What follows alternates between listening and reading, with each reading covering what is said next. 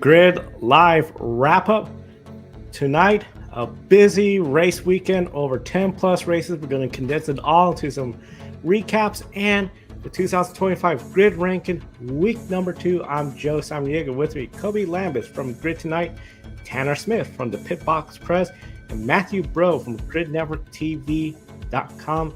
A big thank you to our Patreon investors calling the show: Mark, David, Robin, Matthew, for investing in the Grid Network each and every month. You too can invest in the Grid Network. Link in the video description. You can also do YouTube Super Chat or buy me a coffee. We'll thank you on the air. And visit gridnetworktv.com. I know Matthew has been working hard on his NASCAR article. So overall, we're going to be very excited to see the NASCAR article once it comes out.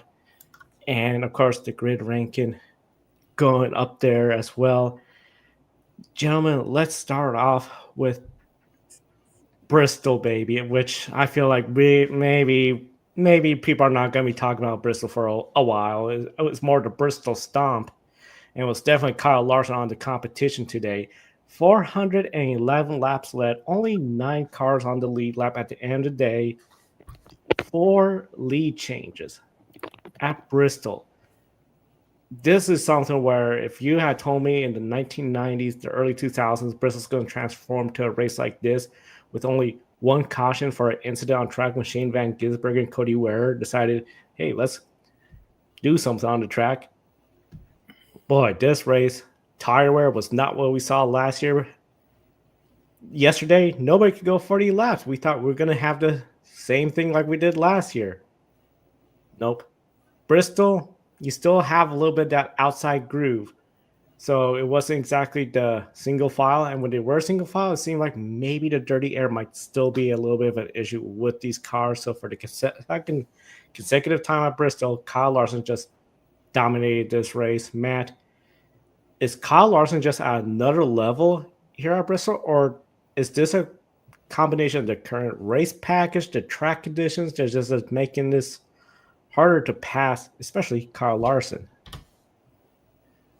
Yes. I mean, that's really all I could say is yes, but I'm going to actually answer you.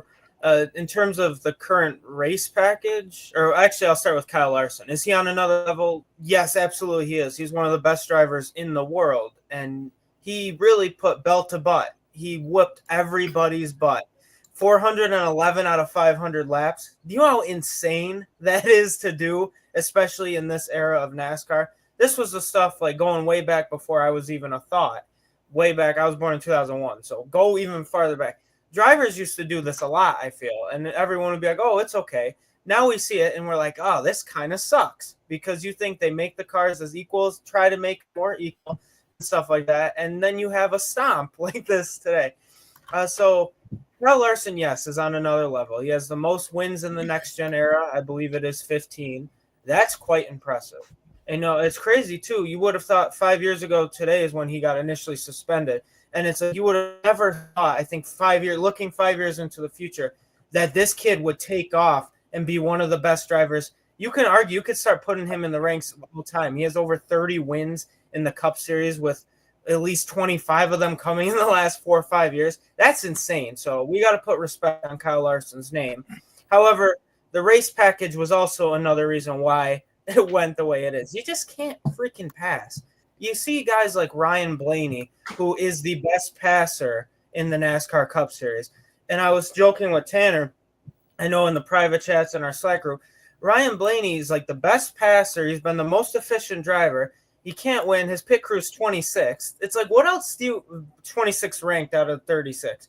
What else can Ryan Blaney do? It's the dang car, honestly. Something's got to change with the car, especially on a short track like this. And by the way, Ryan Blaney and Kyle Larson spent all 500 laps, I believe, in the top 15, which I think's impressive nonetheless, too.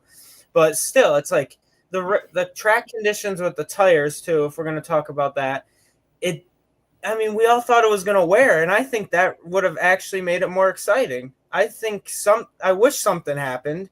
I'm sitting there the entire time. I know all of us were, and I think all the viewers were like, man, I wish something would happen. It just seemed like whoever was up front, clean air, besides Larson having the best car and being the most dominant driver, even when guys like Blaney got clean air, when Bowman had clean air, they were kind of taking off. And it was just like, yeah, it kind of stunk. It's funny thinking about, you talked about the upper groove, and I want to touch on that. In the late model area, we call it the Bubba Pollard line, because Bubba Pollard's one of the best in the world, and he is one of those guys. You see everyone on the low end in the racing groove, like we saw today, but then you had guys moving up high and making it work, and that's what he does. That's what Larson did today. That's what guys like Justin Haley were doing to really make it work. And just, man, it just what a darn unfortunate ending, I feel, to the huge race weekend we had. I know IndyCar, I know we're going to touch on that too, how that went. But yeah, to answer your very short question in a very long manner, Kyle Larson is on another level. This race package, something needs to change. The track conditions, I don't know what they can do. Matt, I'm going to actually disagree with you. I don't think that right now that Kyle Larson is on another level compared to the competition. And I just feel like this is more of a get back race for him, more or less, after the embarrassment that was last week, the double time embarrassment that was last week. And not only that, I think it just reinforces that, if you pair Kyle Larson and Cliff Daniels together, they're going to make a fast race car more often than not. And we obviously saw that play out this weekend. But at the same time, I think it's impossible for me to grant Larson the fact that he was on another level today, based on the fact that we saw a similar performance to this develop last week at Darlington, where the leader just led most of the race while being unchallenged. And I'm starting to wonder if the fiddling with the tires that NASCAR keeps doing is, it has a cap to it, more or less. Is what we saw today the best that they could come up with at Goodyear? And if so, then NASCAR needs to do a little bit more with the car and the package to help facilitate passing, because Bristol's supposed to be a marquee date at both ends of the schedule, whether it be in the spring race or in the fall race when they race at night. And these last two races there have featured so little passing and very little advancement from both lines on the racetrack, whether it be the top or the bottom. And it's starting to get a little worrisome. I think that there have been a lot of calls on social media and even in our Slack chat that maybe we need to move this date to North Wilkesboro for next spring to give them an actual points race. And frankly, I'd be in favor of it, because at least it will be something different than a, high-speed parade around a half-mile track. That race was, frankly, one of the worst that I've seen out of Bristol in a really long time. And it's just really starting to get disappointing. And again, that's nothing to take away from Kyle Larson. They clearly, as Matt so eloquently put it, put belt to butt today against the field. But I think that you kind of saw the advantage of just being out front and having clean air when Ryan Blaney had 100+ lap tires on his car and was still pulling away from the cars that were on the same lap as him, and he wasn't being mowed down by the leaders who had pitted already. So yeah, it's definitely NASCAR gambling on the tire wearing, and it never did today. And I think that was more of the reason for the performance that we saw than anything else. That, and it does make me wonder, if we hadn't reapplied the PJ1 prior to today's race, if maybe the track had gotten a little bit more spread out and taken in more rubber, but I guess we'll never know. This was something else in the chat room bin. We can debate whether it's primarily the car, the tires, the track, or whatever else. It's just everything is fine after today is turning a blind eye to a very serious crime. I think, especially with the stats today of so few lead changes, one driver's dominating, and you look at the stands, and this is not what it used to be at all. I mean, there was just one section that was completely empty. I was surprised it didn't put tarps or something there to sort of cover up those seats. This is not the Bristol it used to be. The fans are losing interest, and let's be honest, Bristol, the location, when you're talking about accessible tracks, it's not exactly one of the most accessible tracks compared to a track closer to a big city. It just makes it where it is losing its stats as a hot ticket, and it just makes you wonder what's going to happen with the future of this track. Because on Thursday, I know Tanner, we were talking about it. We had no idea coming into this race weekend what to expect. It seems like Goodyear, despite all their efforts, it just seems they don't know. Truly, is the weather that seems to be the issue for the tires? They're falling apart or they're not falling apart. The crowd level is just dismal year after year. The night racing's bringing people. Of course, what also helps too on the television side, when the night race, you can't see all the empty stands if there are as many. But I think the night race seems to draw more people. And this is just not the same product that people anticipate from Bristol. In Bristol, you anticipate beating and banging, multiple cautions. This is the race where you're going to see so many crashes that temperatures will get hot on a consistent basis. And now it just seems like, well, maybe the night race could be crazy, but maybe not. This is not the product people come in. I know some people say, well, you look at other series, the pole sitter will lead and there'll be hardly any finish. Well, you're not expecting that kind of product here at Bristol. What we saw today was just not a product that SMI wanted, not something NASCAR wanted. Tanner, this is going to seem, we've seen them even do dirt here to try to get folks to come out. Should SMI and NASCAR consider dropping Bristol to just one race annually, that night race? I will acknowledge that before I answer this question, that this might seem sacrilegious to some of you who are more ardent NASCAR supporters. And believe me, I feel you, because I love Bristol. I have always wanted to attend a race there and, obviously cover an event there. But after today's event, it definitely reinforces my idea that we should be going to 36 different tracks if we're going to do 36 races. And I think that Bristol is definitely one of the tracks that should be on a chopping block if Richmond is getting one of its dates taken away. And it doesn't bring me any joy in saying that, but I have to equate that with the amount of joy that I had watching today's race, and it was very, very little. So, yeah, it's just one of those things where you have to take the car where the product works the best.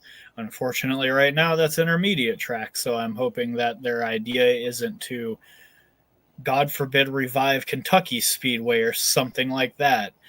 But at the same time, I just feel like with the spring race never really having its own identity, that kind of puts a dent into it right off the rip. But you also have the factor of the night race being one of the more marquee events on the calendar. Obviously, it has a defined identity and, it has a playoff ending spot. So one of the rounds ends up kicking 4 drivers out. I think if we're talking of tracks that could go down to one date that have 2, Bristol's probably got to be at the top of the list now that Richmond's down to 1. And again, brings me no joy saying that Richmond and Bristol shouldn't have a date, but it could make room for North Wilkesboro, or if things really change very quickly, the Nashville Fairgrounds or something like that. So yeah, my solution here is probably drop Bristol down to 1, but man, it would really hurt my heart if we had to do that. Yeah, for me, it's tough, right? And I'm gonna giggle a little bit just because of what we were talking about, and just talking about Bristol too. It's like, if you imagine there's somebody out there in the world today, at least maybe in the United States, that had a buddy come over to the house and say, "I love NASCAR so much, I'm going to show you the Bristol race. Usually this is exciting." And God forbid they had to watch this as their first ever NASCAR race. I would look at this and be like, I can see why people don't like this, because that's just how it was. But anyway, I just was joking about that. It's tough because as Bristol's such a historic track, I don't know if they should really drop it. I know, unfortunately, I think they got to fix other issues with the tire, with the car before you consider dropping a marquee track like this. And I know what Tanner said, it hurt me in my heart a little bit. SMI, they own, I believe it's 11 tracks. I'm going to read them off. They own Atlanta, Bristol, Charlotte, Dover, Kentucky, Las Vegas, Nashville Superspeedway, New Hampshire, North Wilkesboro, Sonoma, and Texas.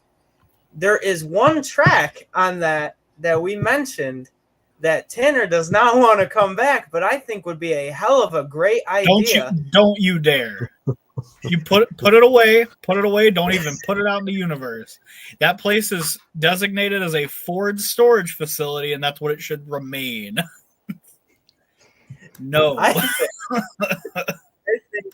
if you're going to go to where your product is good, and I know Tanner said, unfortunately, intermediates, there is one intermediate that SMI owns that they could replace with that they already don't have a date at, and that's Kentucky Speedway. I would prefer like a Chicagoland or something. And I know there's rumors going around that there is an SMI track or something that might get destroyed and maybe rebuilt. I don't know if it's going to be Kentucky. Shit, it might be Texas. I don't know. So we're going to see what happens there.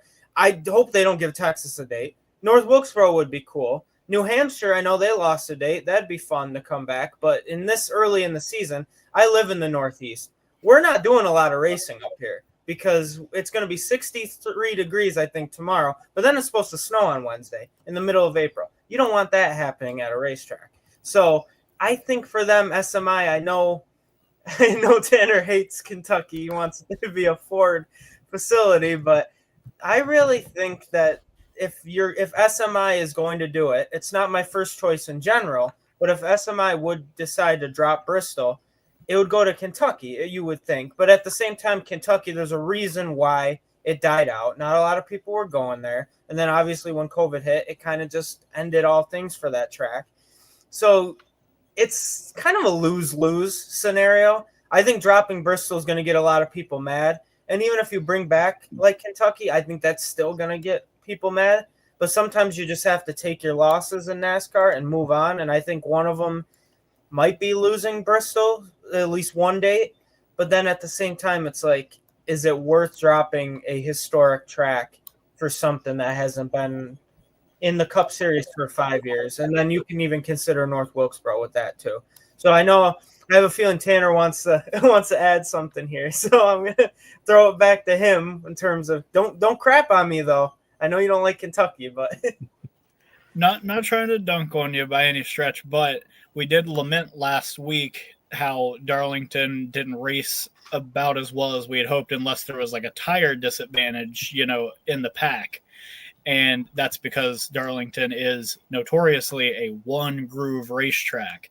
And what you are advocating for, Matthew, is that we bring a one groove racetrack back to the Cup Series calendar, and an even worse one than Darlington. So again, not only that, you also have, just like at Texas, you have all that staining from the PJ1 that they spread all over the track like jelly. So yeah, I'm not at all hype by any stretch by this idea. And again, I kindly ask you to please put it away.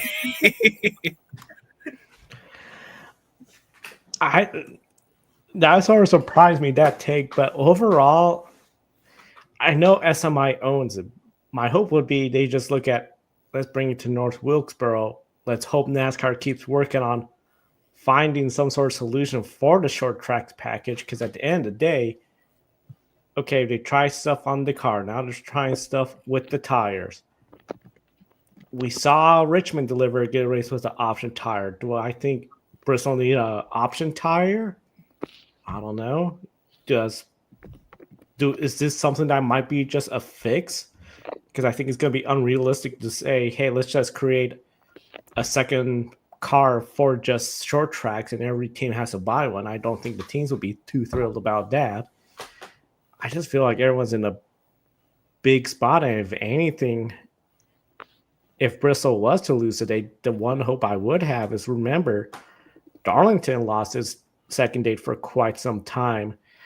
After Auto Club Speedway got the Labor Day weekend, and it was pushed back to the second to last race weekend, then down to one date. was one date for a long time, and thankfully it came back because for me, Darlington is, I think, one of the most historic tracks out there.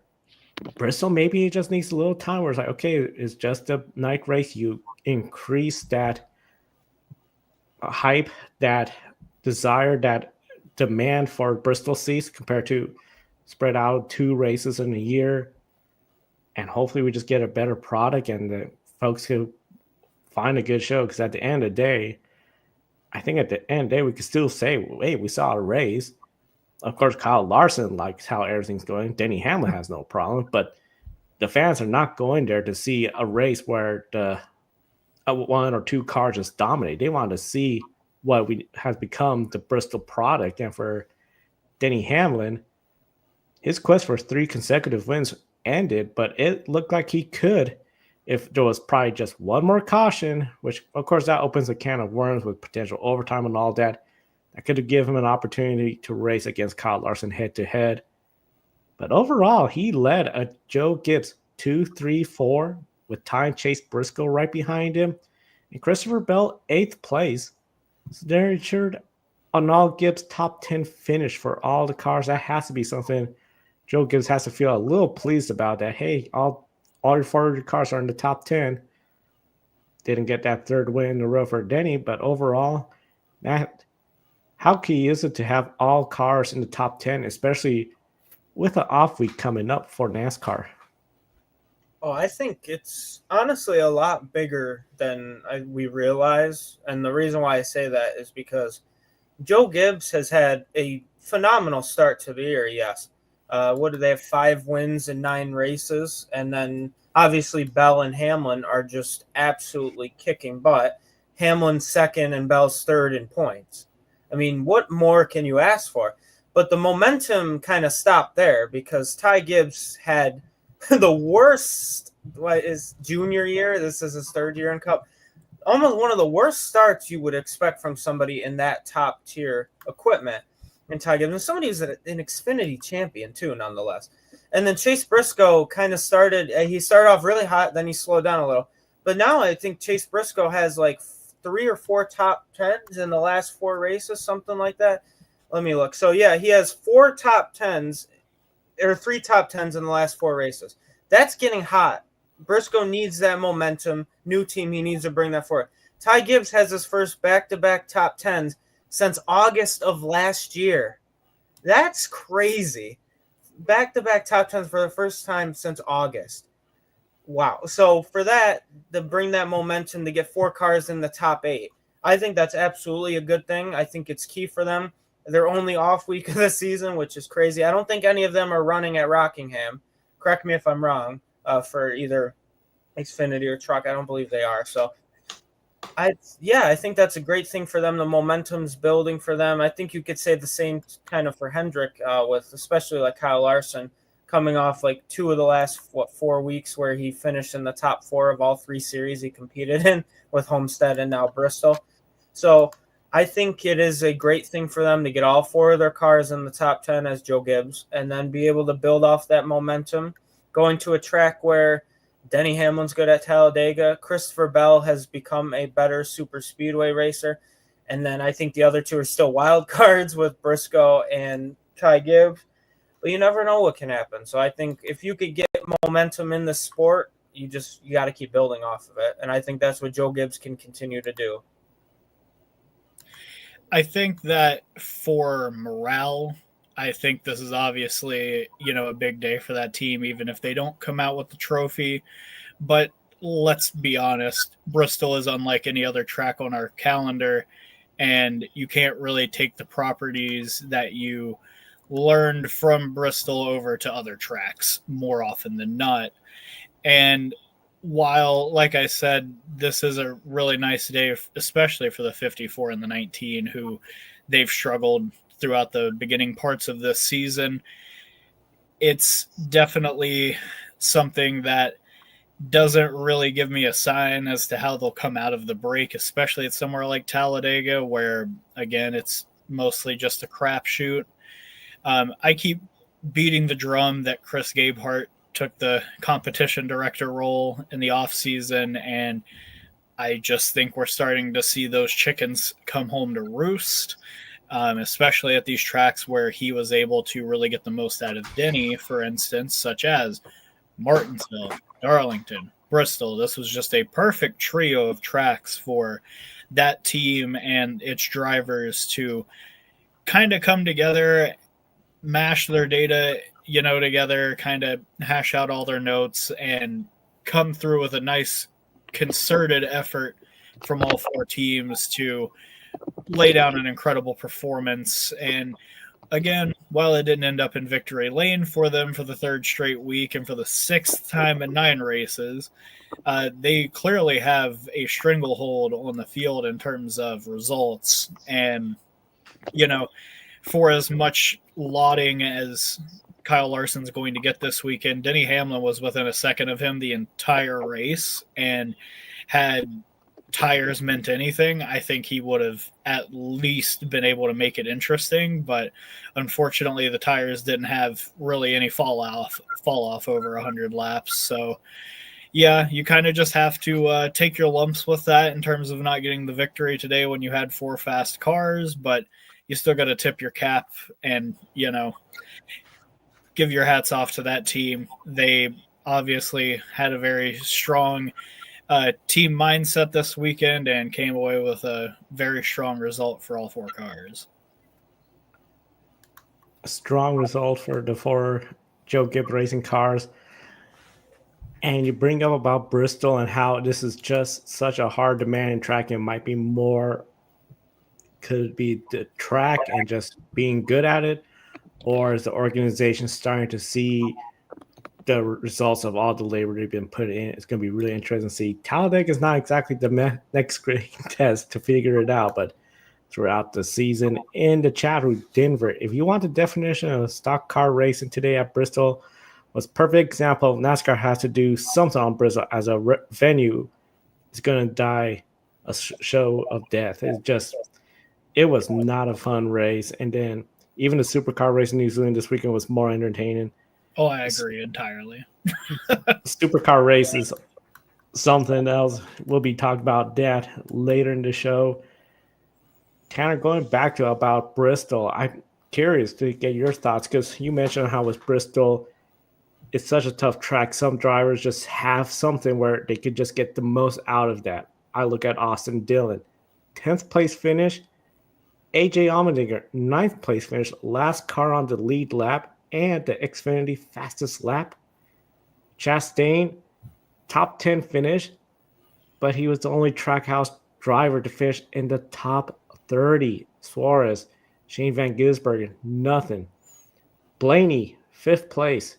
You mentioned, Matt, how he has passed so many drivers, but it just seems like he does not have the results. And for Ford in general, that was the only car in the top 10. Josh Berry, 12th, was the next highest up Ford. So, Tanner, do you believe any of these performances are indicators of the team and the drivers, or is it more based on the experience they have entering Bristol and how they race the track? I don't really know what to take away from this race, to be completely honest with you, Joe.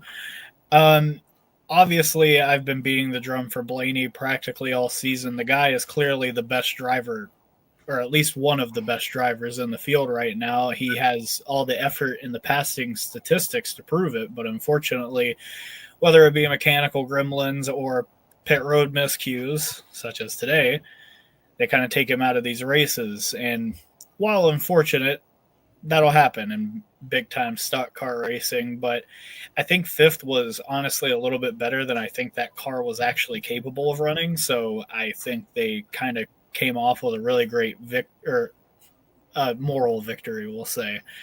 As far as Austin Dillon and the Colleague cars, I think that maybe, just maybe, RCR kind of hit on something this weekend, and that may have also kind of correlated to Chastain's entry as well, because they obviously have that RCR alliance. But why aren't you giving any of that speed and data to Kyle Busch? That's just the one question that I have coming out of this weekend is, Ty Dillon, AJ Allmendinger, a road course ringer, let's not forget that, and Austin Dillon all had strong cars today. Ross Chastain as well. And Kyle Busch was practically nowhere to be found for much of the event. And we're talking about a guy that's won, I believe, 9 times at Bristol in the Cup Series on various surfaces, we'll say. So, yeah, I don't know what to glean from this race as far as performance is concerned, considering it seemed like half the field was set up for tires that never wore, while other teams had a more aggressive setup that was actually able to propel them forward throughout the event. And I'm thinking specifically about the Spire Motorsports cars that, despite their performance in Justin Haley and Carson Hocevar, they were not able to get a top 10. But had it not been for a terrible, just god-awful pit stop by the 77 crew, Carson Hocevar would have rode the Dente into the top 5 for the finish. So while I don't really know what to glean from this race in terms of how these performances are going to translate going forward, because as I mentioned in our previous question, that Bristol is a very unique track and that we don't really visit any other tracks like it. I think that all in all, if you're Austin Dillon, you have to definitely take this as a, really good step forward for your team.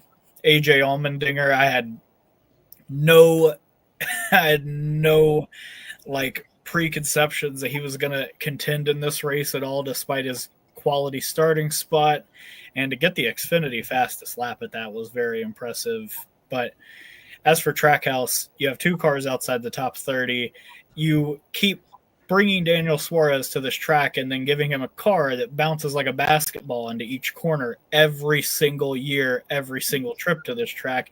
You would think perhaps they would try a different strategy at some point in terms of setting the car up, but I guess not. So, yeah, I think if you're a team that had a strong performance today, you have to look at it as a big step forward, but at the same time, Bristol has so many unique properties that we don't share with any other tracks, so I can't really say that any of the things that they learned today will help them throughout the other 26 races of the year outside of the time that we come back to Bristol in the fall. Yeah, I mean, I can agree with a lot of that. I think the performances, do they indicate anything? I don't know. Because like Tanner was mentioning about the RCR Alliance and stuff like that, Kyle Busch probably had the most quiet 14th place finish Kyle Busch has ever had in NASCAR. And I think the same goes for Chase Elliott being, I believe he was 15th. I don't know, did they ever mention Chase Elliott really on the broadcast? Because he's another one of those guys that's just been so quiet this year. And even though Chase Elliott is like, I think he's 5th in points, like him and Ryan Blaney are like neck and neck in the standing. Chase Elliott's been very quietly 5th place. And then Kyle Busch is in 15th in the standings. Same thing. It's like you haven't heard a lot about them. But then you see guys like Ty, no offense to Ty Dillon, but he's running very well. AJ Allmendinger's up front, the Kaulig cars. Ross Chastain, I mean, I think this performance that he's clearly the number 1 driver, obviously, at Trackhouse.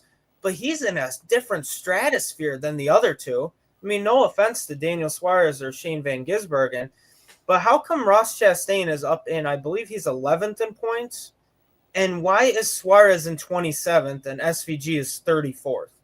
It's just something's missing. Like, I don't know if Chastain just knows the car better, because he's up here and then Suarez is at my knees and I'm sitting down. And SVG, unfortunately, having the worst learning curve, he's under the floor, which is how poor it sucks for him. It really does, because I think we were all excited to see him, and I know Tanner's mentioned he's going to have growing pains, and I think he really is, and it does suck to see nonetheless. But in terms of the other performances, like you mentioned, Blaney being 5th, the best Ford car, that makes sense. He's been the best Ford car.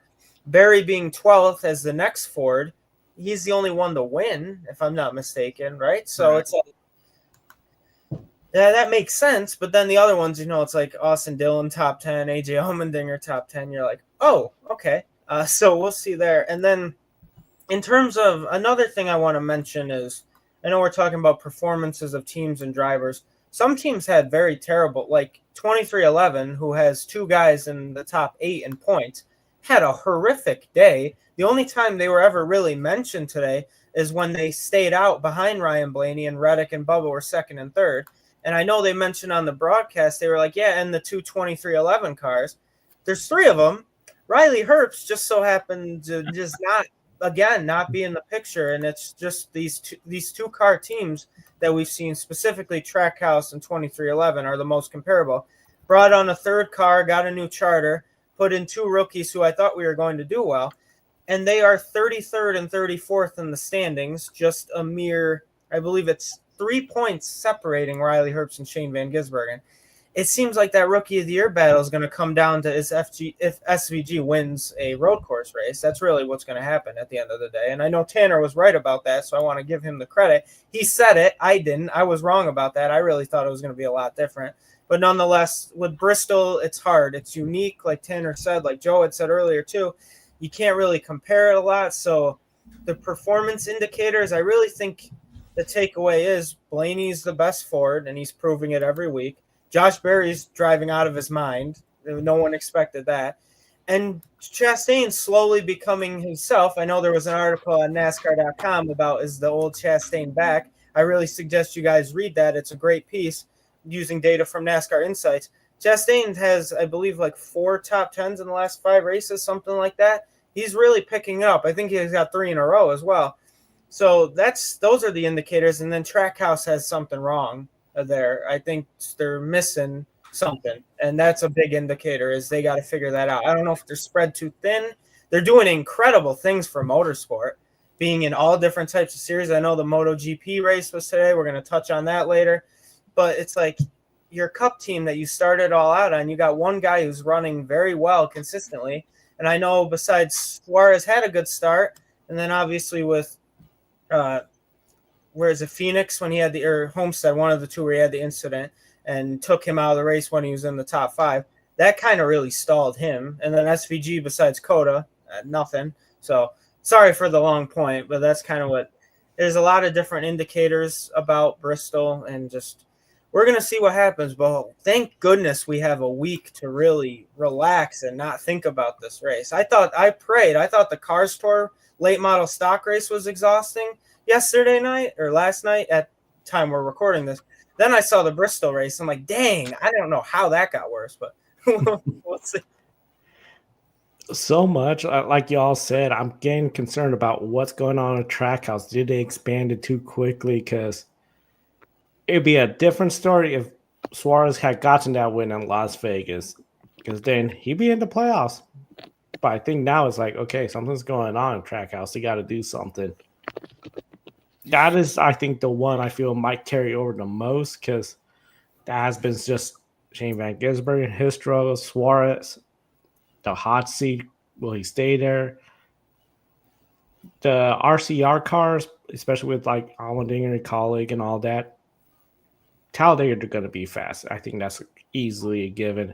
It's just going to be those long runs in the summer months that's going to really see what happens. And of course, Talladega will be that next race for after we get back from the Easter break.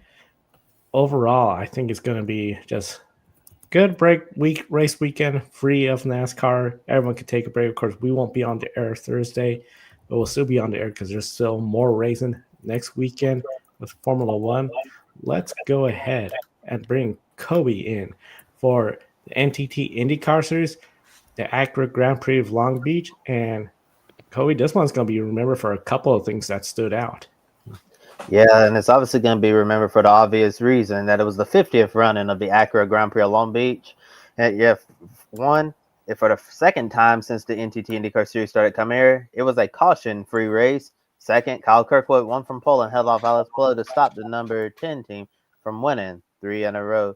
I'm going to start with you on this one, Tanner. Kyle Kirkwood is now second in the points after Long Beach. In your opinion, can he put together a championship run and not just have a season with 1 or 2 wins on street courses?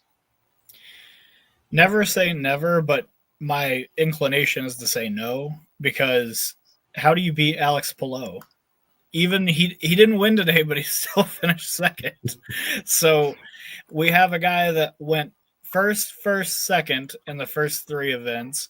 He's come tantalizingly close to winning Indy 500s before, and just in general, the guy is competitive practically everywhere. So I really can't say that I expect anybody else to win this title at this point, other than Alex Palou, until I see the guy make consecutive mistakes. It would take something monumental to happen where he just has terrible luck, gets swept up in other people's messes because he got sat in the pack at some point.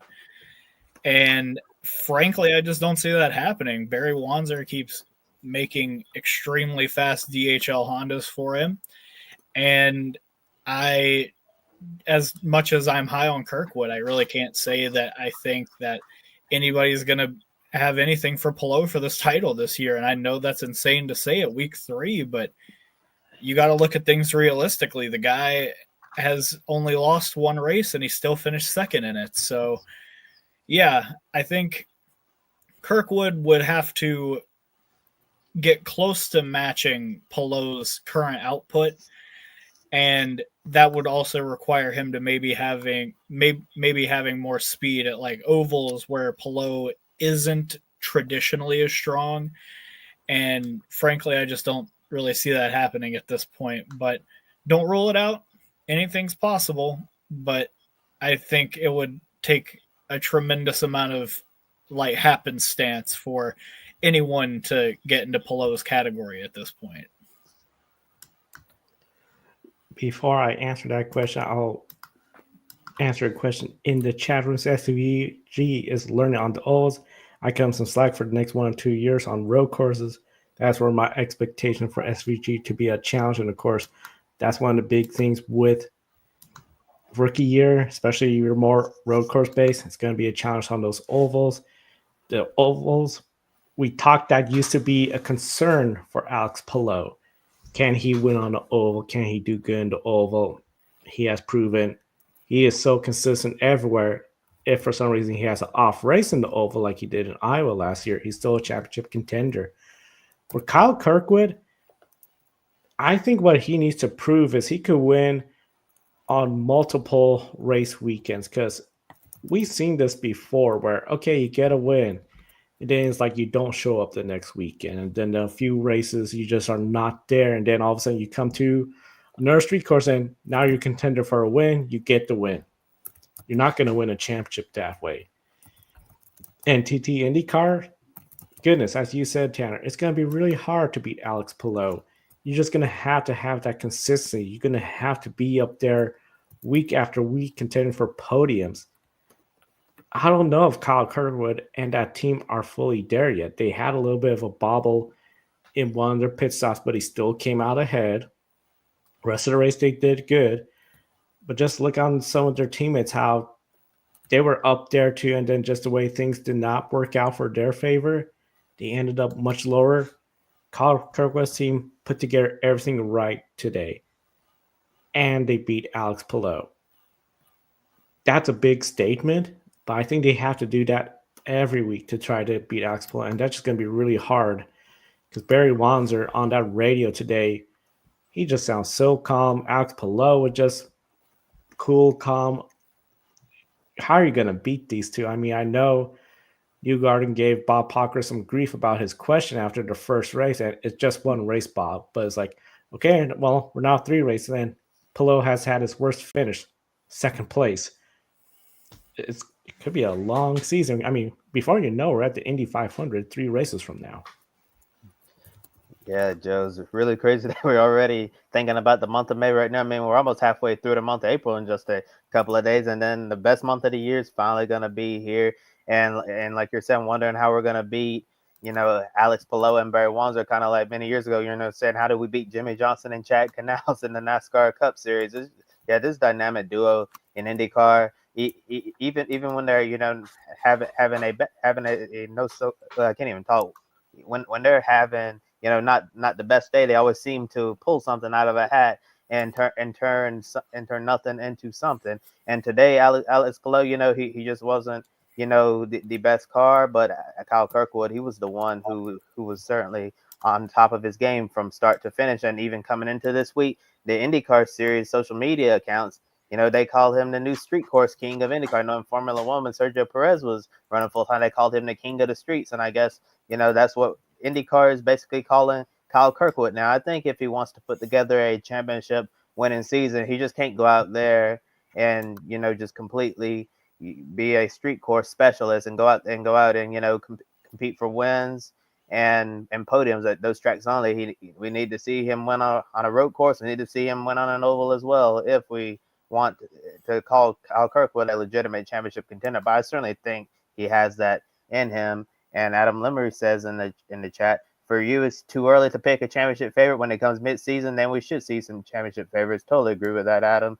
That's when we should see the cream rise to the top. And more on Alex Palou, he was a second-place finisher. His team just seems so unfazed by anything after another podium. It's crazy to think that this is his worst finish out of the first three races. However, there's only been one full-course caution in all three races, and that was lap 1 at St. Pete. So 3 races and relatively clean racing with so few mistakes.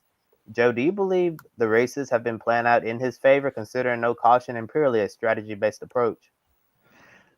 I think so, because with Barry and Alex, they're so cool, calm, collective. I feel like they almost are thinking such a big picture. Like, once they knew, okay, we're behind Kyle Kirkwood after the first round of pit stops, everyone ahead of us needs to pit to get off the soft tires. Really, you're just in cautions, crashes, things out of their control that could ruin the race.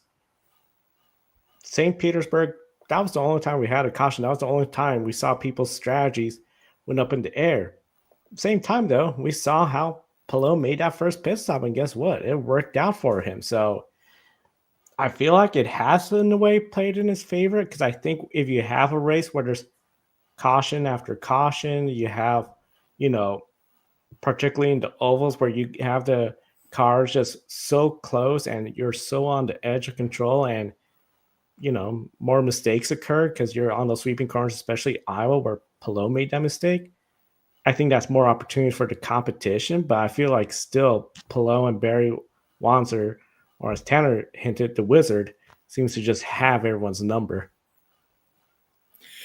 Yeah, it certainly seems that way.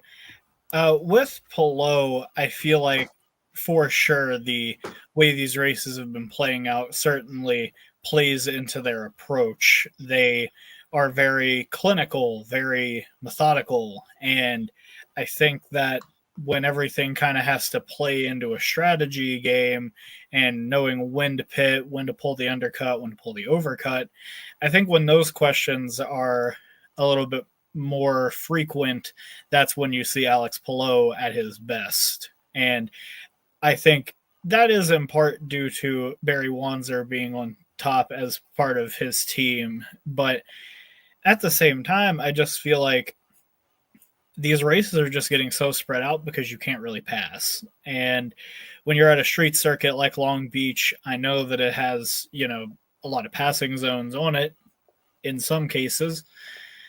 With this hybrid technology that has been, pretty shrewdly implemented into the series halfway through last year, and you put on top of that the ability to still do push to pass, I just think that creates too many factors that put the car behind at a massive disadvantage. I don't feel like the toe that you're getting off of the car ahead is anywhere near as, strong as you would like it to be in order to help you set up and complete a pass. And at a street circuit like Long Beach, where, obviously we do have the long winding straight at start finish from the hairpin, that's really the only place on the track that has a straight long enough that you can really let the car run out and really put the power down and get by somebody with the way that the car currently is. So I think the lack of mobility in the pack, especially if you get stuck in the 6th to 13th range, you're not going to get out of there, because the way these cars are currently constructed, they're just not really set up to pass. And it's really unfortunate, but Alex Palou and Barry Wanzer, they're taking full advantage of it. And when you don't have cars running close together, they're not going to crash as often. So, yeah, it's unfortunate for the state of IndyCar that the lack of, a great racing product is kind of hampering everything. But like I said, seems like Alex Palou and Barry Wanzer have everything figured out while everybody else is still trying to catch up to them.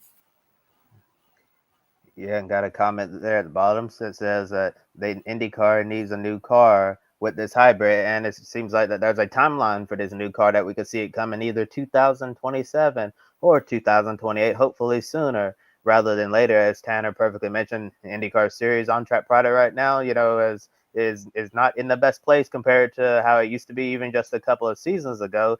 And I know some of the drivers, even some of the team owners, have voiced frustration about the hybrid system. Ed Carpenter comes to mind, has been one of the loudest about this, about not being totally against this hybrid system. And then Prima's reserve driver, Roman Grosjean, who used to race full time in IndyCar, he even talked about, the issues with this hybrid system as well, especially, with the raising costs on the team. It's already expensive to go IndyCar racing up, and the hybrids make it even more expensive.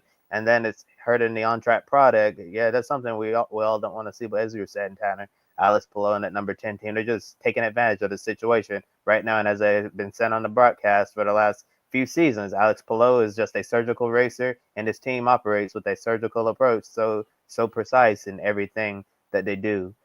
And looking at the race as a whole, nobody DNF, which was a really good thing, but the race was also bad news for Team Penske's Joseph Newgarden. He experienced some seatbelt issues that ruined his race as he had to stop and fix the belts. A 27th and last place finish for the driver who failed to make it out of Q1 for the second straight race. Newgarden was 13th at the Thermal Club, but he got a podium at St. Pete, and now this bad luck strikes. Last year, his only top 10 before the Indy 500 was 4th at Long Beach. Just like last year, Barber Motorsports Park and the IMS Road Course are up next on the schedule. Do you think Newgarden might continue last year's trend and start moving up the standings after the Indy 500?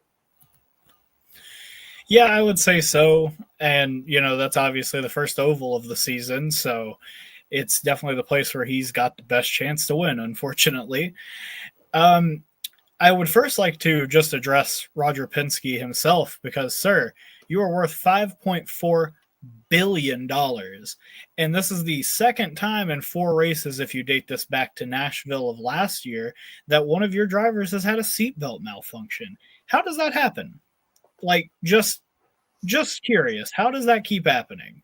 It's something you all have going on there that's got to be changed. Just rip all the seatbelts out and start over. But to get back to Newgarden, I mean, I thought it was a very impressive run that he put together at St. Pete. He would have had second had he not run out of gas at the very end of the race.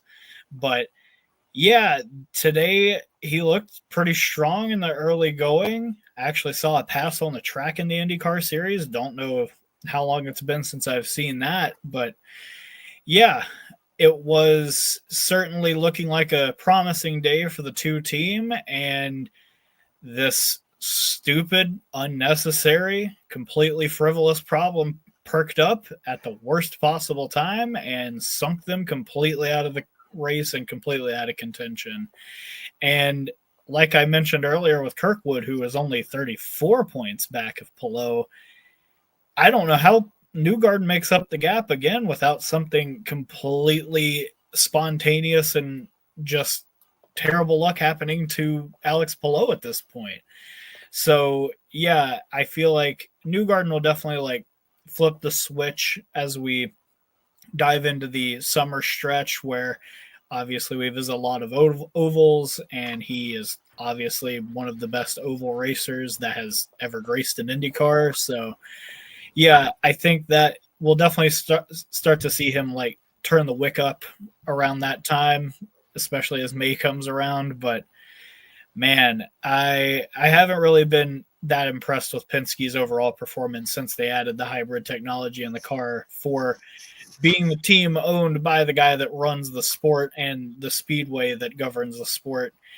It's been pretty paltry speed out of them for the most part when it comes to the road courses, especially. So I think Penske has a lot of work to do internally as a whole trio in terms of getting better at road courses and street circuits, but I don't think those problems are just localized to Newgarden. But I do expect them to, get everything switched back around once they start running on some ovals. It looks like the ovals will be the best bet for Joseph Newgarden, but this has to be a trend that cannot continue because, as you said, climbing out that hole for the championship is just going to be really hard. The fact that, you're banking on the idea you're going to have Alex Palou suffer bad luck, bad races. Could it happen? Of course it could happen. We got to go racing. But that team is just looking too good. Alex Palou is looking too good. You cannot rely on someone's bad luck to be your opportunity because for Joseph Newgarden, it looked like he was turning things around after St. Pete, strong run. Thermal Club, okay, I know this was technically the first year Thermal Club under a points paying position race, but then things were looking good, and then a seatbelt issue. And overall, this was one of those races where we didn't talk about necessarily Penske as sort of the favorite organization. Saturday show, we talked about it was going to be more Dan Reddy global team drivers that we were going to be watching. Colton Herta, Kyle Kirkwood, Marcus Ericsson. Guess what? We saw them up there for a while. And of course, Kyle Kirkwood went on to get the win. Overall, I think this organization, they have the potential. It just seems to be missing that little bit of something. Maybe something with their chassis, their engines. Or maybe it is sometimes, you mentioned, Tanner, that it just seems like after we got introduced the hybrid units, they just seem to be missing an edge when it comes to the road courses. But we know McLaughlin's a good driver on the road courses. Will Power still has it. Again, another 6th place finish. Newgarden, yeah, he has won the stats of being one of the most popular drivers in IndyCar. He's won the Indy 500 2 years, going for a 3rd consecutive year. But he needs to be a championship contender. You just can't have him show up for just the ovals and hope to be a championship contender.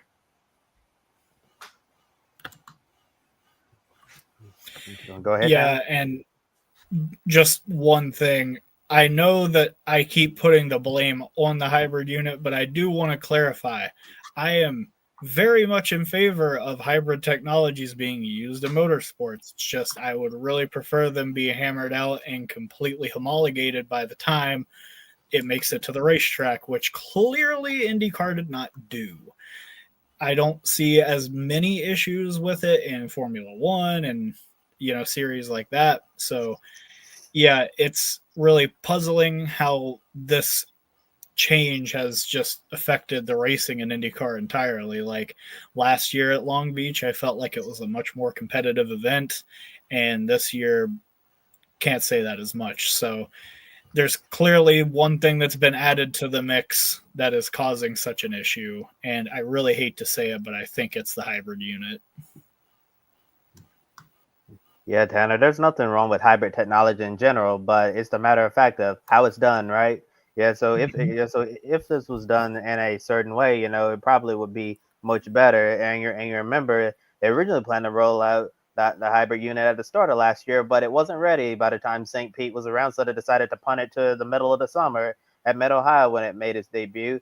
And they haven't made steps forward since then, but it's obviously not where it needs to be. So hopefully the teams in the series continue to develop this hybrid technology, and we can get the on-track product back to a much better place. And it's going to be interesting to see what our first Indy 500 is going to be like with hybrid power on the 2.5 mile super speedway. I wonder if it's going to be a competitive race like we've seen in the past, or if it's going to, basically be a track position race where you need to get all you can get on restarts, and then you get spread out and stuck, in that bubble of dirty air. But going back to Joseph Newgarden, I think he's obviously going to show up at Indianapolis. I think Team Penske is going to show up at Indianapolis in general. But so far, it's been really interesting to see how this season has started off for them.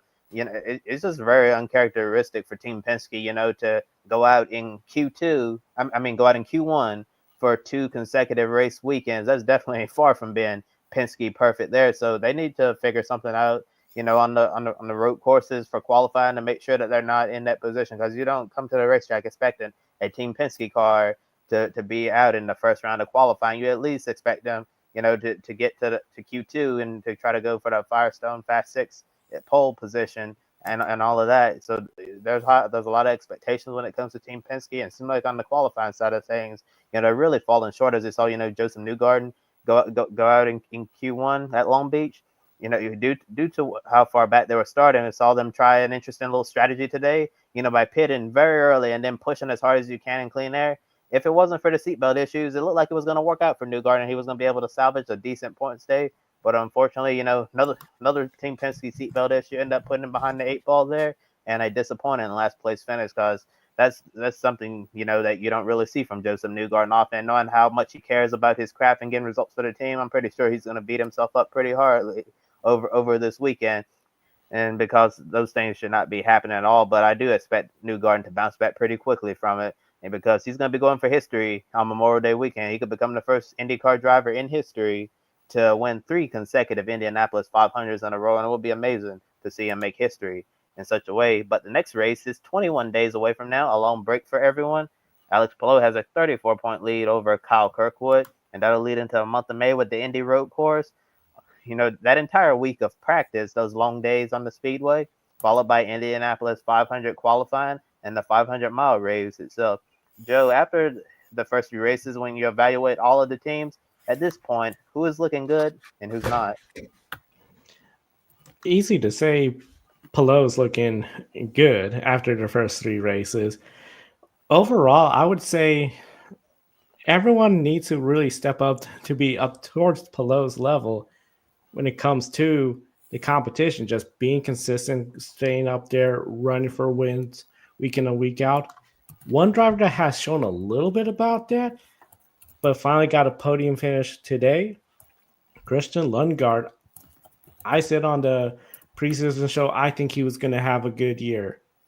Considering how we saw other drivers in that car, from essentially Alexander Rossi, essentially lose his ride, did not do much.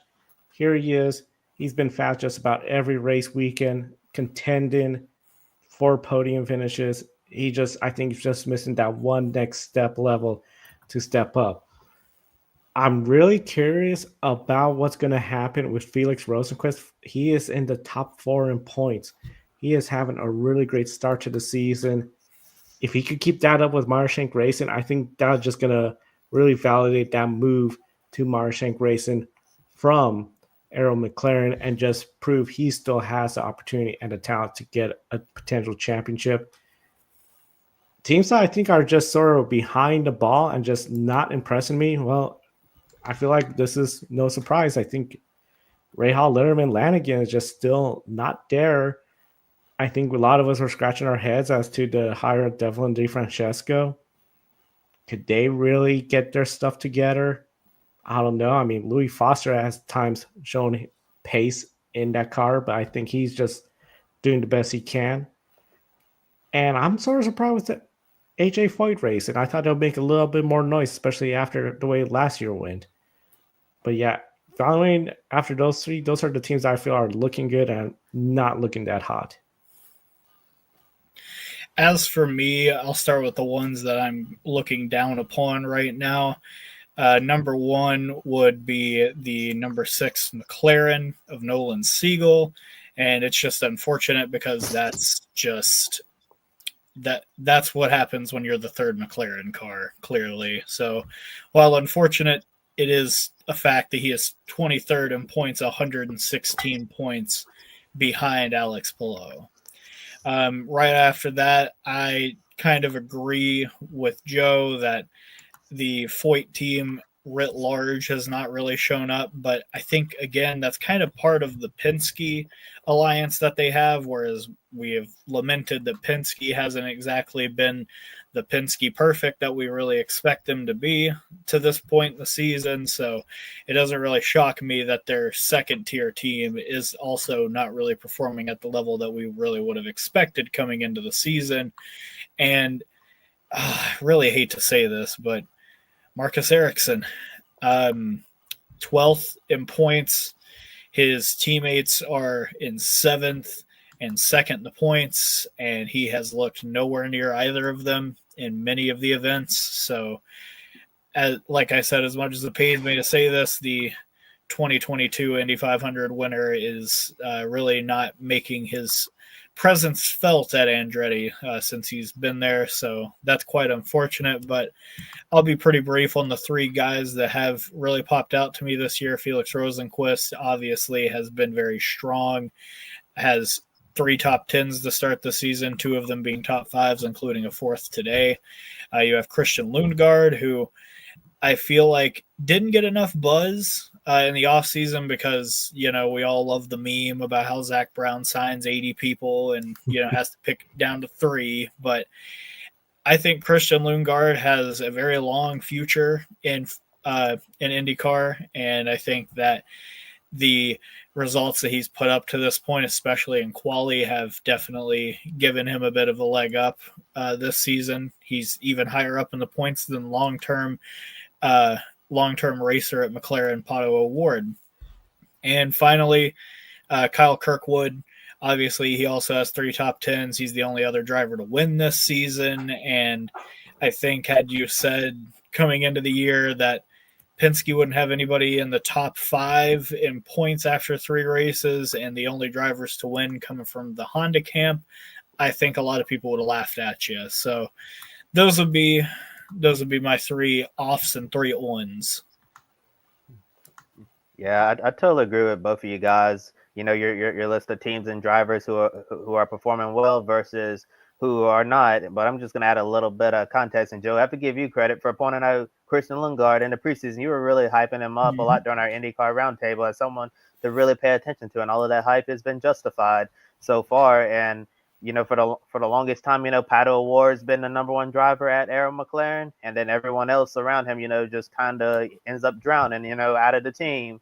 But if Christian Lundgaard can continue his strong run of performances here throughout the rest of the season, and continues to beat Pato O'Ward on the racetrack, it makes me wonder, if Christian Lundgaard could potentially become the new number 1 driver at McLaren, while Pato O'Ward, becomes that number 2. And as you mentioned, Tanner, whoever's that number 3 driver at McLaren just basically, as I just said, ends up completely drowning. And I know you mentioned the meme about Zach Brown signing all of these McLaren drivers and all of that, but looking at where Nolan Siegel is right now in point, and I've always said that this Arrow McLaren IndyCar team is equivalent to what we see from the Red Bull driver program over in Formula One, because if you're not performing, they won't hesitate to cut you. And if Nolan Siegel can't show, any form of improvement compared to his rookie year last year, I would not be surprised if we have a new driver in the number 6 Arrow McLaren Chevrolet by the end of the 2025 IndyCar season. So I'm actually banking on a driver change by the end of the year if Nolan Siegel,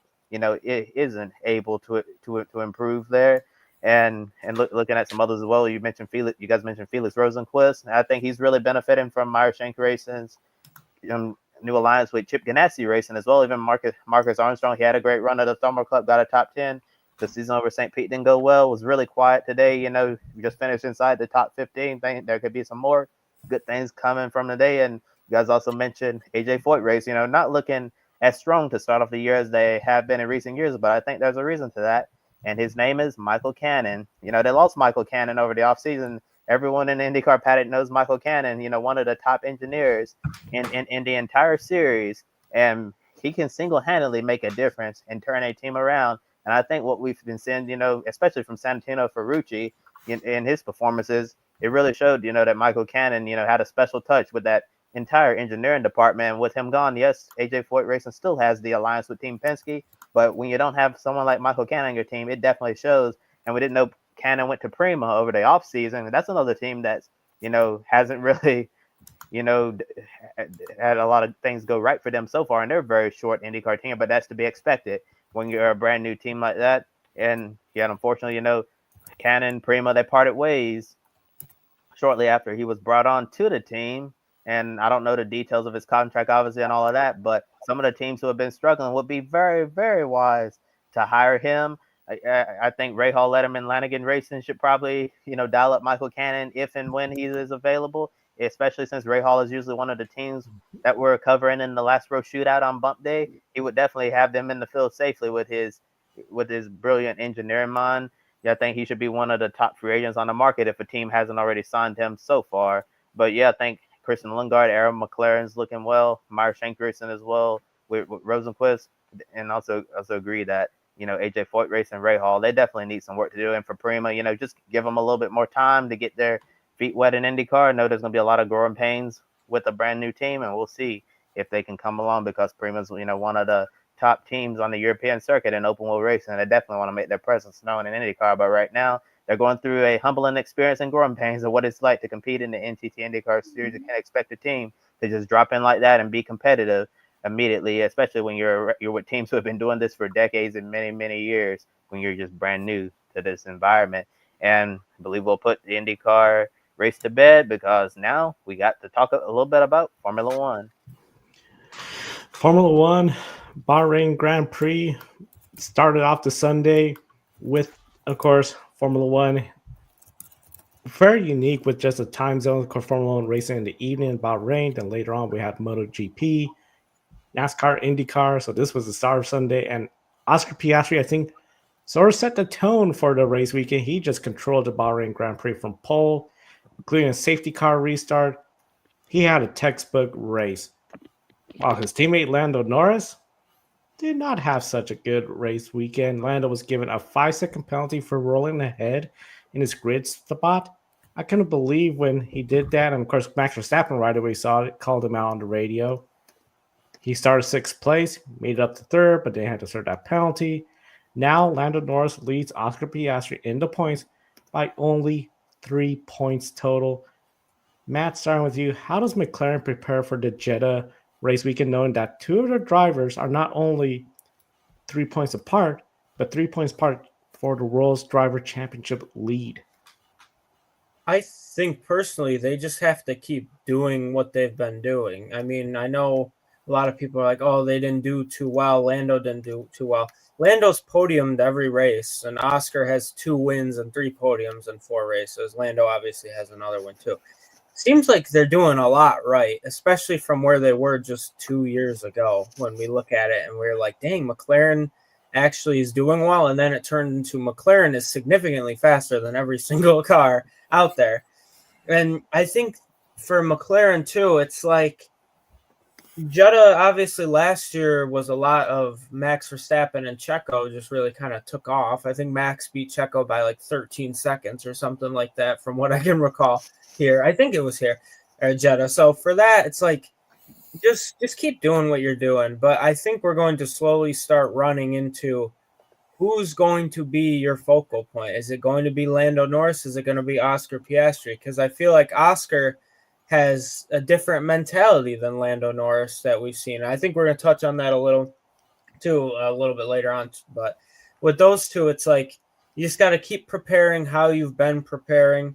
I don't know how they're preparing, but I think for Lando to have a podium in every race and Oscar to be in podium in 3 of them and win 2 of them, I think they're doing something right. But for those 2 drivers, I think it's going to be fun. I think it's going to be one of those 2 inevitably, but that wins this Jeddah race. But we'll see what happens. I think that's all we can really do is just hope McLaren, for them, I guess McLaren's sake, is hope that they don't change a lot up. Because if they do, I think we're going to slowly see the demise of this team very early on in the season. I think it's more of a mentality thing than anything. I think you have 2 drivers who are 2 number 1 drivers are going to maybe see something like we saw with Rosberg and Hamilton back, a decade ago almost. So we'll see what happens. But for them, like I said multiple times in the last minute, just keep doing what you're doing if you're McLaren and just let them battle.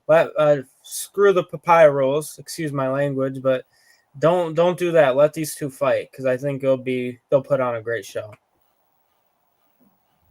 Yeah, I think it'll be fun to see both of these McLaren drivers battle out for the championship, go blow for blow all throughout the Formula One season. But I don't really have much more to add as you, Matthew. I agree with that. McLaren should continue to do what they're doing in their approach because it seems to be working. I just know when they come into a situation like it was, not this race weekend, but I believe it was the previous Grand Prix when it was when Max Verstappen, it was when Oscar was faster than Lando, but they decided to keep Oscar behind instead of seeing if he could catch Max Verstappen. Yeah, it was the Japanese Grand Prix when Verstappen ended up winning that. And like I've said before, I'm not a fan of team orders at all. I think team orders, really suck the excitement out of the race. But at the same time, if you're looking at it from a business perspective, if your guy right here has the pace to catch the guy who's in leading who can win the race, and you're having him hold up, like what are you doing? If from the strategy stand, I think if you're in a situation like that, you need to be able to make the smart call to try to maximize the day for the team. And I think if McLaren continue to do what they're doing and try to avoid the situation of what happened in Japan, then I believe that McLaren can really stake their claim in this championship. Muted, Joe. McLaren looking to make a championship claim. That's going to be really big because, of course, Red Bull has been making that championship claim for a long time with Max Verstappen. They didn't get the constructors last year. If McLaren could get that drivers, it'll be huge because for Red Bull, this was the first time this year they got double points. But the team is clearly not up to the championship standards everyone anticipated. For most of the race, Verstappen was behind. Pierre Gasly in that Alpine didn't get around until the final lap. Just barely enough time. Verstappen third in the Drivers' Championship, and he's only 6 points ahead of George Russell. Of course, George Russell, the Mercedes team, another podium finish. They managed to stay ahead of Lando Norris. They just seem to have that second best car right now. Just a matter of putting sure they're in a good qualifying position for the grid. Tanner, do you believe today's race is the realization that the Drivers' Championship may be out of reach for Max Verstappen? I mean, the championship's far from over. We have 20 more rounds left to run. And as much as I have definitely been on the Red Bull car is just bad this year train, we also have to remember that the flexi wing adjustments are going to be coming, I believe, in June, and that could take away a good bit of McLaren's advantage. And I look at someone like Oscar, and had he not backed it into the grass while it was wet in Australia, and had he been allowed to pass Lando at like lap 18 when he first came over the radio at Suzuka, he could just as easily have won all 4 races to this point. So for Max's sake and for Red Bull's sake, that's probably a good thing that didn't happen. But I think right now it's impossible to know like what upgrades Red Bull, McLaren, Mercedes, Ferrari are all capable of coming through this season. And I think it's a little too early to just start disqualifying people from the championship. But I got to tell you, I definitely felt pretty vindicated after last week when I said that if the Red Bull gets into traffic, it's not going to be worth anything. And it turned out to be pretty true this past weekend. So, yeah, I definitely think that they have some work to do to make the Red Bull a car that's able to actually pass rather than just drive fast. And I think that's kind of their biggest issue right now. And I think having Yuki in the second car, and he is able to make passes pretty easily and pretty frequently, I think having him in the car will help unlock whatever is wrong with it and help reverse whatever is wrong. So I wouldn't count Max out of the World Drivers' Championship yet, but as for the constructors, it's already over. You have 3 races where you can log hardly any points. And yeah, I think that as good as Yuki is, and I think he'll be there the whole season, I don't see that team recovering to contend with McLaren at this rate. Yeah, I don't think the World's Driver Championship is out of reach for Verstappen yet, but I agree with Tanner. I think the Constructors Championship probably not gonna happen this year, and for Yuki Tsunoda to finish in the points today, I know he didn't finish as high up as he wanted to, or even directly behind Max Verstappen in the finishing order. But I think Yuki has to, give himself a little pat on the back and take this as a win. You actually scored points in that Red Bull in the car that hardly anybody can drive besides Max Verstappen. So that's a win within itself for him and the team. And as he continues to get up to speed, get more laps in that car, hopefully we'll see him get even closer to Max in performance. But yeah, it's really interesting, to see how Max Verstappen won the Japanese Grand Prix in the manner that he did, but then come to Bahrain, and Red Bull looked completely lost all weekend. They didn't show the pace that we saw from them the previous race weekend, and it really seemed like that they were searching for answers, trying to figure out what on earth to do with this car that even Max says is not fun to drive, is just hard to drive, and he's basically just hanging on, and so is Yuki. Just Max every now and then he's going to even in a really bad driving car, he's going to go out there and he's going to win races. He's going to get podiums and all of that because he is a very talented race car driver, obviously, and a multi-time Formula One world champion. But for him to compete for the Drivers' Championship this year, I think Red Bull's going to have to do a lot of work to try to improve their car throughout the year. And for me, the reason why I say that's not out of reach, and it's kind of 50-50. I think obviously the Red Bull car is maybe the 5th fastest at pace. Granted, Max Verstappen single-handedly in probably the worst car he's had in his Formula One career is still outscoring Ferrari, which is insane to me that Ferrari does not have a podium if you don't count the sprint race. A couple weeks ago, obviously, with Lewis Hamilton getting his first win technically for Ferrari. But I think it's just going to rely on the reason why Max is going to get in this, keep up with McLaren in terms of the constructor. There's no way. They should just solely focus on Max Verstappen getting the Drivers' Championship, because there's no way in heck that they are going to win a Constructors' Championship. Not going to say ever again, but until there's major upgrades and they find a driver, at least the second car that can actually be driven by anyone other than Max Verstappen.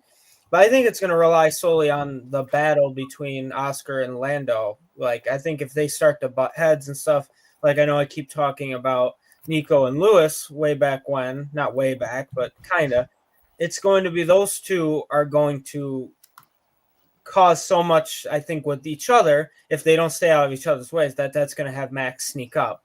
Well, other than that, I don't think you can ever count out Max Verstappen. I'm still confident that if he starts 20th, I think he's going to finish in the top 5, regardless of how slow this car is. But we do have to realize, I know he couldn't get around Gasly. Esteban Ocon, he could really not get around Esteban Ocon for a while. Max was running in 8th or 9th behind him, and Ocon still had not pit yet, at least I don't believe. So for Verstappen to be in a Red Bull behind a Haas team, which they made huge leaps and bounds since last year, where they were one of the worst teams in the sport, no offense to them. But for Max to not be able to get around Ocon in the Haas and then barely got around Gasly till the final lap, says something's wrong in that Red Bull team. So I guess we'll see what happens for him. But I still wouldn't count him out, and I think it's solely because of those two papaya drivers. I think they're both great. They're both going to contend for this championship, but I think they're going to battle so hard that Max could sneak up. But then again, Max is still in the 5th fastest car. It's weird I don't know if you put Max in any other car. I truly believe if Max was in the McLaren, I know Lando dismisses those comments, where I think if Max was in the McLaren, this wouldn't even be a conversation we'd be having right now. Max would be having the same year, I feel, that he would a couple years ago when you never thought he was going to lose. And maybe the driving style is different, but in terms of, I guess, the performance level of the car is what I'm getting at. So we'll see what happens. I think, too, for that, I don't think there's really another contender. I think there's only going to be the 3. I think it's going to be Oscar, Lando, and Max. I don't really think Charles is going to have anything from what we've seen. I don't think Lewis is going to have anything. Russell is doing very well. I think even Kimi Antonelli is doing well. That car is clearly probably the 2nd or 3rd fastest, the Mercedes, which feel bad for Lewis. He leaves Mercedes, and then I think that car is even faster than the Ferrari at this point in the season. I'm sure the upgrades will change that. But I think there's really only 3 guys that can contend for this Drivers' Championship. And I think the other, like I said, the top 2 guys at McLaren, are going to be the main reason why Max sticks in this for as long as he does, especially if Red Bull doesn't upgrade anything. But if they do, we're going to have a different conversation come the summer break. Lando doesn't like to entertain that question because he knows he'd be the one on the street, not Oscar. Ooh. I think, too, if I can add to that point, it's interesting, those two, that Lando is like, why is everyone, you're being annoying by saying we're in the fastest car or whatever. And Oscar's like, heck yeah, I have the fastest car and I won this race. Yeah, I have the fastest car. So what? And then they move on. Just the mentality between these two, it's crazy because they're such, I mean, I truly believe they're likable drivers in a sense, but at the same time, it's like their mentality's so different. Oscar's like, yeah, we have the best car and I'm going to show why I'm in the best car and I'm going to keep winning and being on the podium.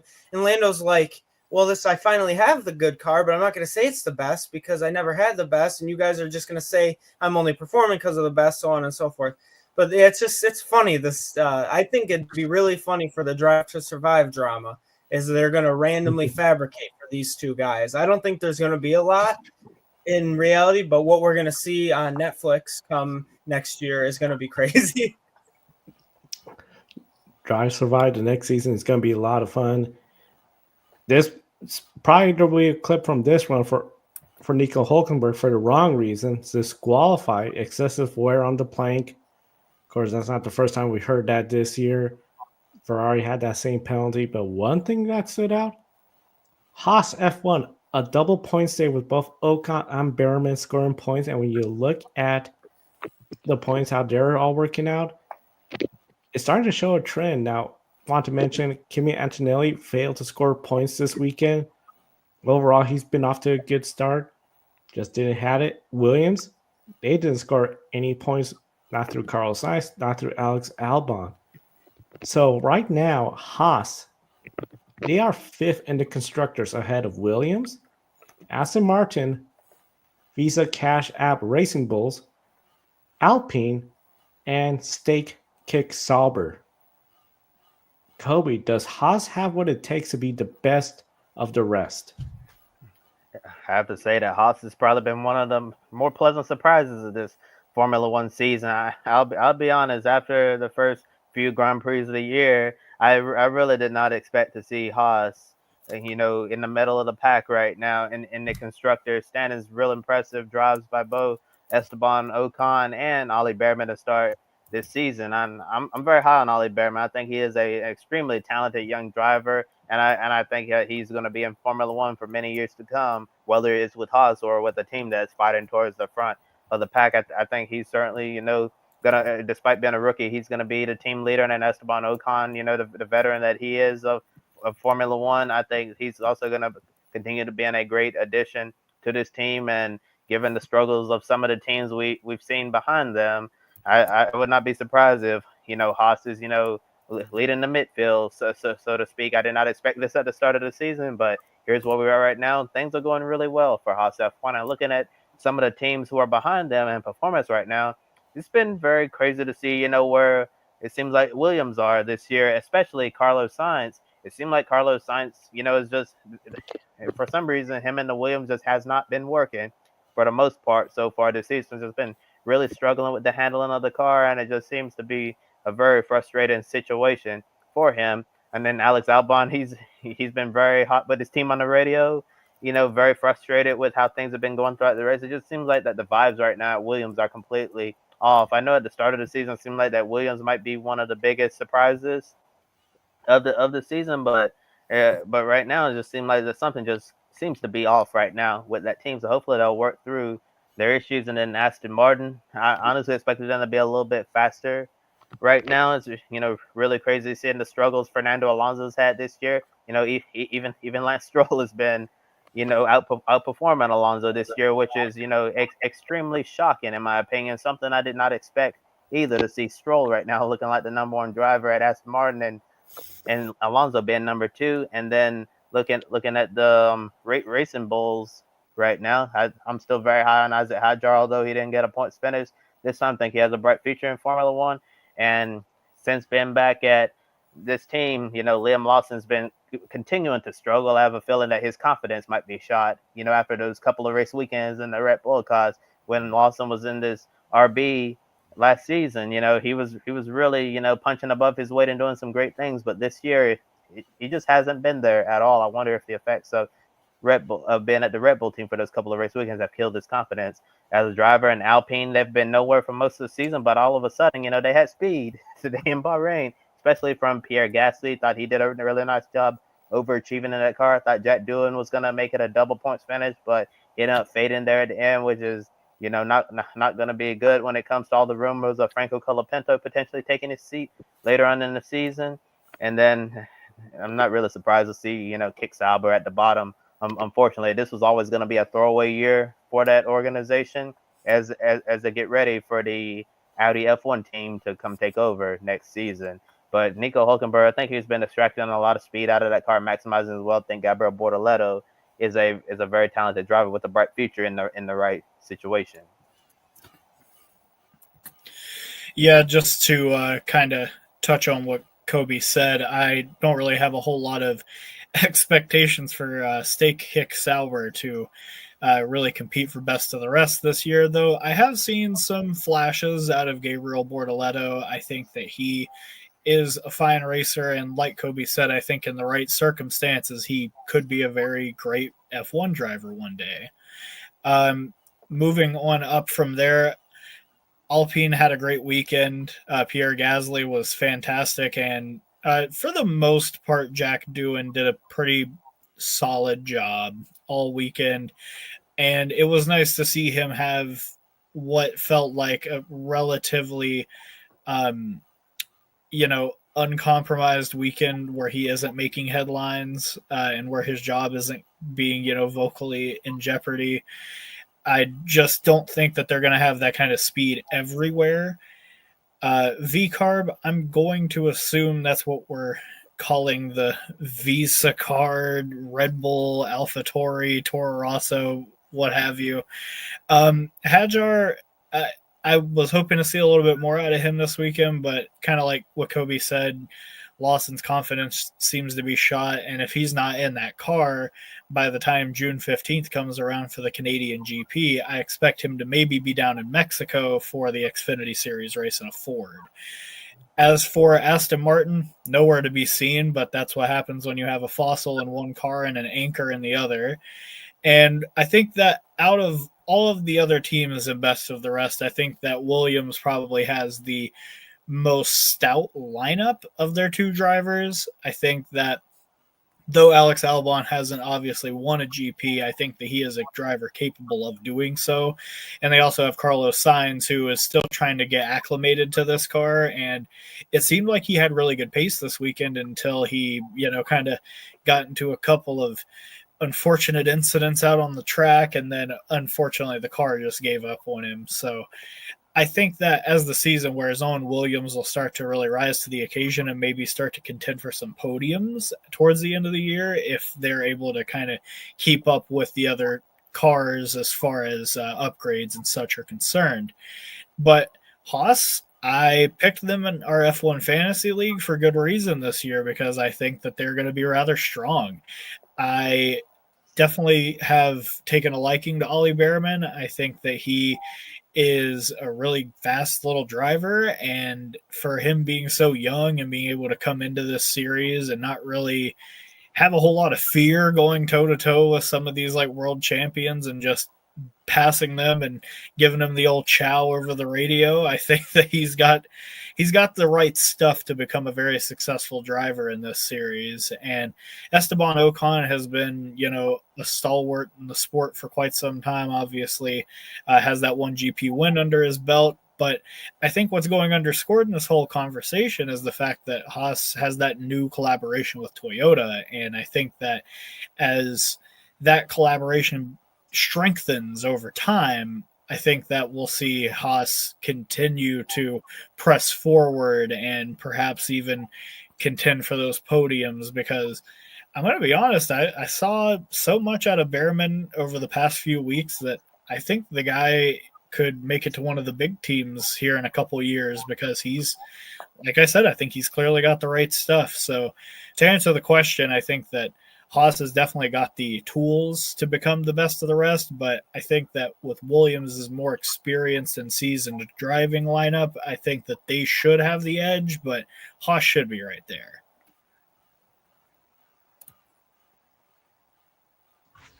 A lot of potential Haas is showing. It's going to be a long season, though. Still 20 more races to go, not to mention those sprints as well. Formula One will be following it right here on the Grid Network. Now, one series that had one of their shorter races, or the shortest race of the year, IMSA competition at Long Beach, pretty much for the third consecutive year. We had IMSA racing, and for the third consecutive race, again, Kobe, Porsche Penske claimed the number one spot, the overall victory, particularly that number 7 Porsche. Felipe Nasser, Nick Tandy winning the Acura Grand Prix of Long Beach. Race started off with the number 24 of Dries Van Doorn leading, who won the third straight pole of 2025 IMSA WeatherTech Sports Car Championship season. But the number 24 lost time in the pits when the full course caution came out for the number 13 AWA Racing Corvette of Ore Fedani crashed into the tire barriers. This caused the caution, helped the Porsches out, significantly putting them on the right strategy to capitalize and score a 1-2 finish.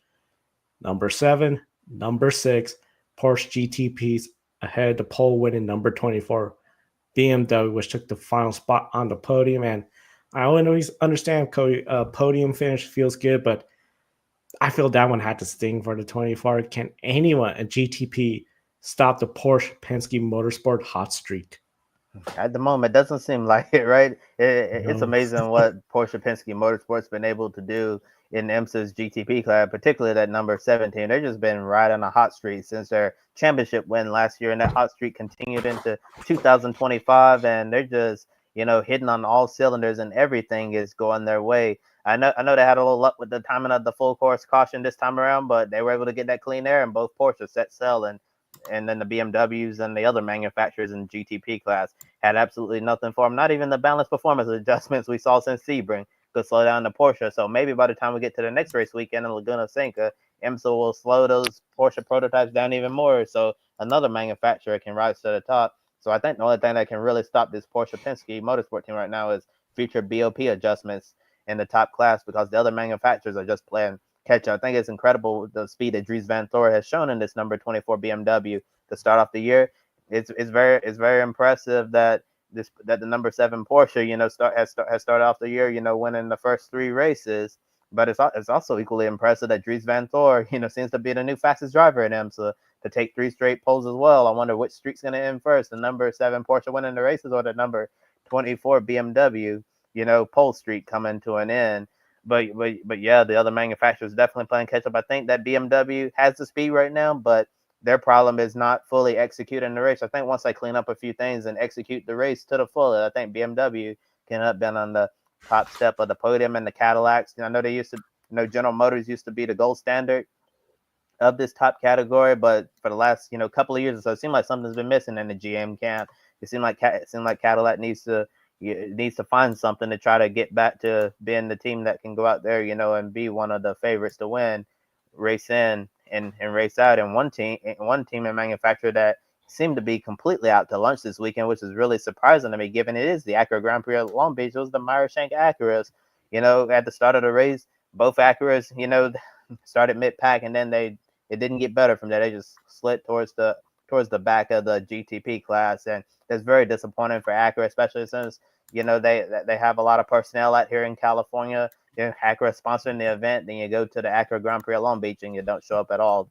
Very disappointing effort for them, and also good to see the number 23, Aston Martin Valkyrie Le Mans Hypercar back out there as well in the IMSA class, to see them on the streets of Long Beach, and another good result for them, end up finishing the race here. So yeah, I think a lot of the GTP manufacturers have a lot of work to do if they want to try to catch up to Porsche Penske Motorsport, because right now they're on a completely different planet, while the others, trying to figure out where to go from here. Yeah, they're on a different planet, well ahead. GTD Pro class not racing on Long Beach, AO Racing entered the GTD class in a one-off different driver lineup and a new car number instead of the number 77 we're very familiar with. We saw the number 177 Rexy Porsche, Lauren Van Zors, and Johnny Edgar replacing Lauren Heinrich and Klaus Bachler. Rexley won GTD on the streets of Long Beach with Van Zor and Edgar holding off Vassar Sullivan Lexus entries. IMSA returns to action on Sunday, May 11th at WeatherTech Raceway, Laguna Seca, with the GTP, GTD Pro, and GTD classes. Busy race weekend coming up in Laguna Seca. Let's bring Tanner Smith in because Supercars had a busy race weekend. Replica Supercar Series made their annual trip to Tapu Super 440. Surprisingly, the Triple Eight Racing Bull Ample drivers Will Brown, Brock Finney struggled the entire race weekend. Big shock, and I can't help but think he just coming after the news of Chevrolet moving over to a new number one team for them next year. Neither of them finished on the podium for the three races. Cam Waters had a podium in race one, but finished outside the top 10 in the last two races. Chas Monster won race two, but it was the Penrite Racing Matt Payne winning race one and number three, which will be good enough to take home the Jason Richards Trophy. Tanner, could the 22-year-old Matthew Payne be on the verge of becoming the next young superstar driver in supercars? And were you surprised by those at the top of the standings struggling this weekend? I'll touch on the Matt Payne portion of it first, and it really is sensational to see someone at his age, get a grip in this car so fast and really be able to shake things up. He has definitely shown speed at, more than Talpo this weekend. And it was nice to see him, not only, duke it out with the best of the best in the sport up at the front, but be able to prevail in those battles. But the Supercars field, as I've come to discover through my my watching of that series more intently, is that the top of the field is very, very strong. And I think that to break through in a series that features so many series champions and so many drivers that are capable of winning a championship, I think that maybe this year he's probably not someone I would look for as being like a title contender, but never say never. But at the end of the day, I think that what we saw from Matt Payne this weekend was certainly very, telling for what could be in his future as far as supercars is concerned.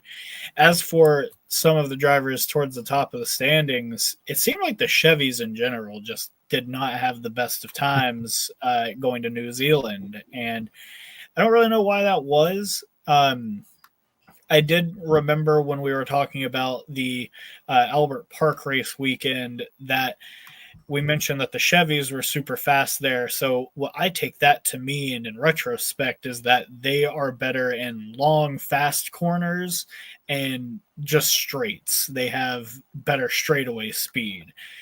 And at this particular track where there's like a lot of complexes and a lot of like winding corners, I feel like that doesn't really suit the Chevy as well. And we saw that with the Red Bull cars this weekend, which, I was a little bit surprised they didn't have as much speed as I thought they would. But I guess, like I said, kind of putting the pieces together afterwards, it kind of makes sense that they didn't have, the pace necessary. But I was really shocked that Cam Waters was really just not a factor really all weekend. You obviously have a guy that completely swept the Sydney weekend to start the year and put on some extremely impressive drives at Albert Park to, claw his way out of some terrible qualifying spots. But that team really needs to get the qualifying under control. I was also really surprised that Waters didn't really have pace when Thomas Randall had a pretty strong weekend overall. So, yeah, I was a little bit puzzled more so by Waters than I was by the Red Bull cars. But I don't think this will be something that will be a trend going forward for either of those three teams. So, yeah, just definitely a weird weekend for them. But again, I don't expect that to be a trend of sorts. Yeah. I don't really have much more to add on that point of the teams at the top of the standing struggling, but I did expect a little bit more from Will Brown and Brock Feeney here. I thought they would at least be on the podium, but to see not a single Triple Eight driver on the podium was kind of surprising to me. But as you were saying, Tanner, last time out at Albert Park, we were saying that this is a Chevy track. And it really showed while the Fords, were kind of out to lunch, and it seemed like it flip flopped here in New Zealand, where this was predominantly a Ford track, while the Chevrolets, really, struggled to keep up with the front runners here. But as Joe mentioned, Supercars is going to have a new factory team, been the number one team for Chevrolet. That's going to be Team 18, and we're going to talk a little bit more about that in detail on this week's episode on Grid Tonight, Wednesday night at 5:30 p.m. Eastern time. And I'm sure one has to wonder if a bit of, politicking is taking place here, with Triple Eight, getting ready to move to Ford next year. I mean, who knows? Like, only the people on the inside know what's going on there. But I do wonder as the season goes on, as Triple Eight, gears up to be a 14 next year, like, what level of support are we going to see from them? Well, the level of support from Chevrolet, like, what level of support is GM in Australia going to be able to give Triple Eight throughout the rest of the season? Because I'm sure they're probably not too happy to see their flagship team jumping ship over to the Blue Oval Ford camp there. But overall, expecting more from Brown and Feeney. So didn't expect to see both drivers not finish on the podium there. And Cam Waters, interesting weekend for him. Strong run in race one and then completely disappeared for the rest of the weekend.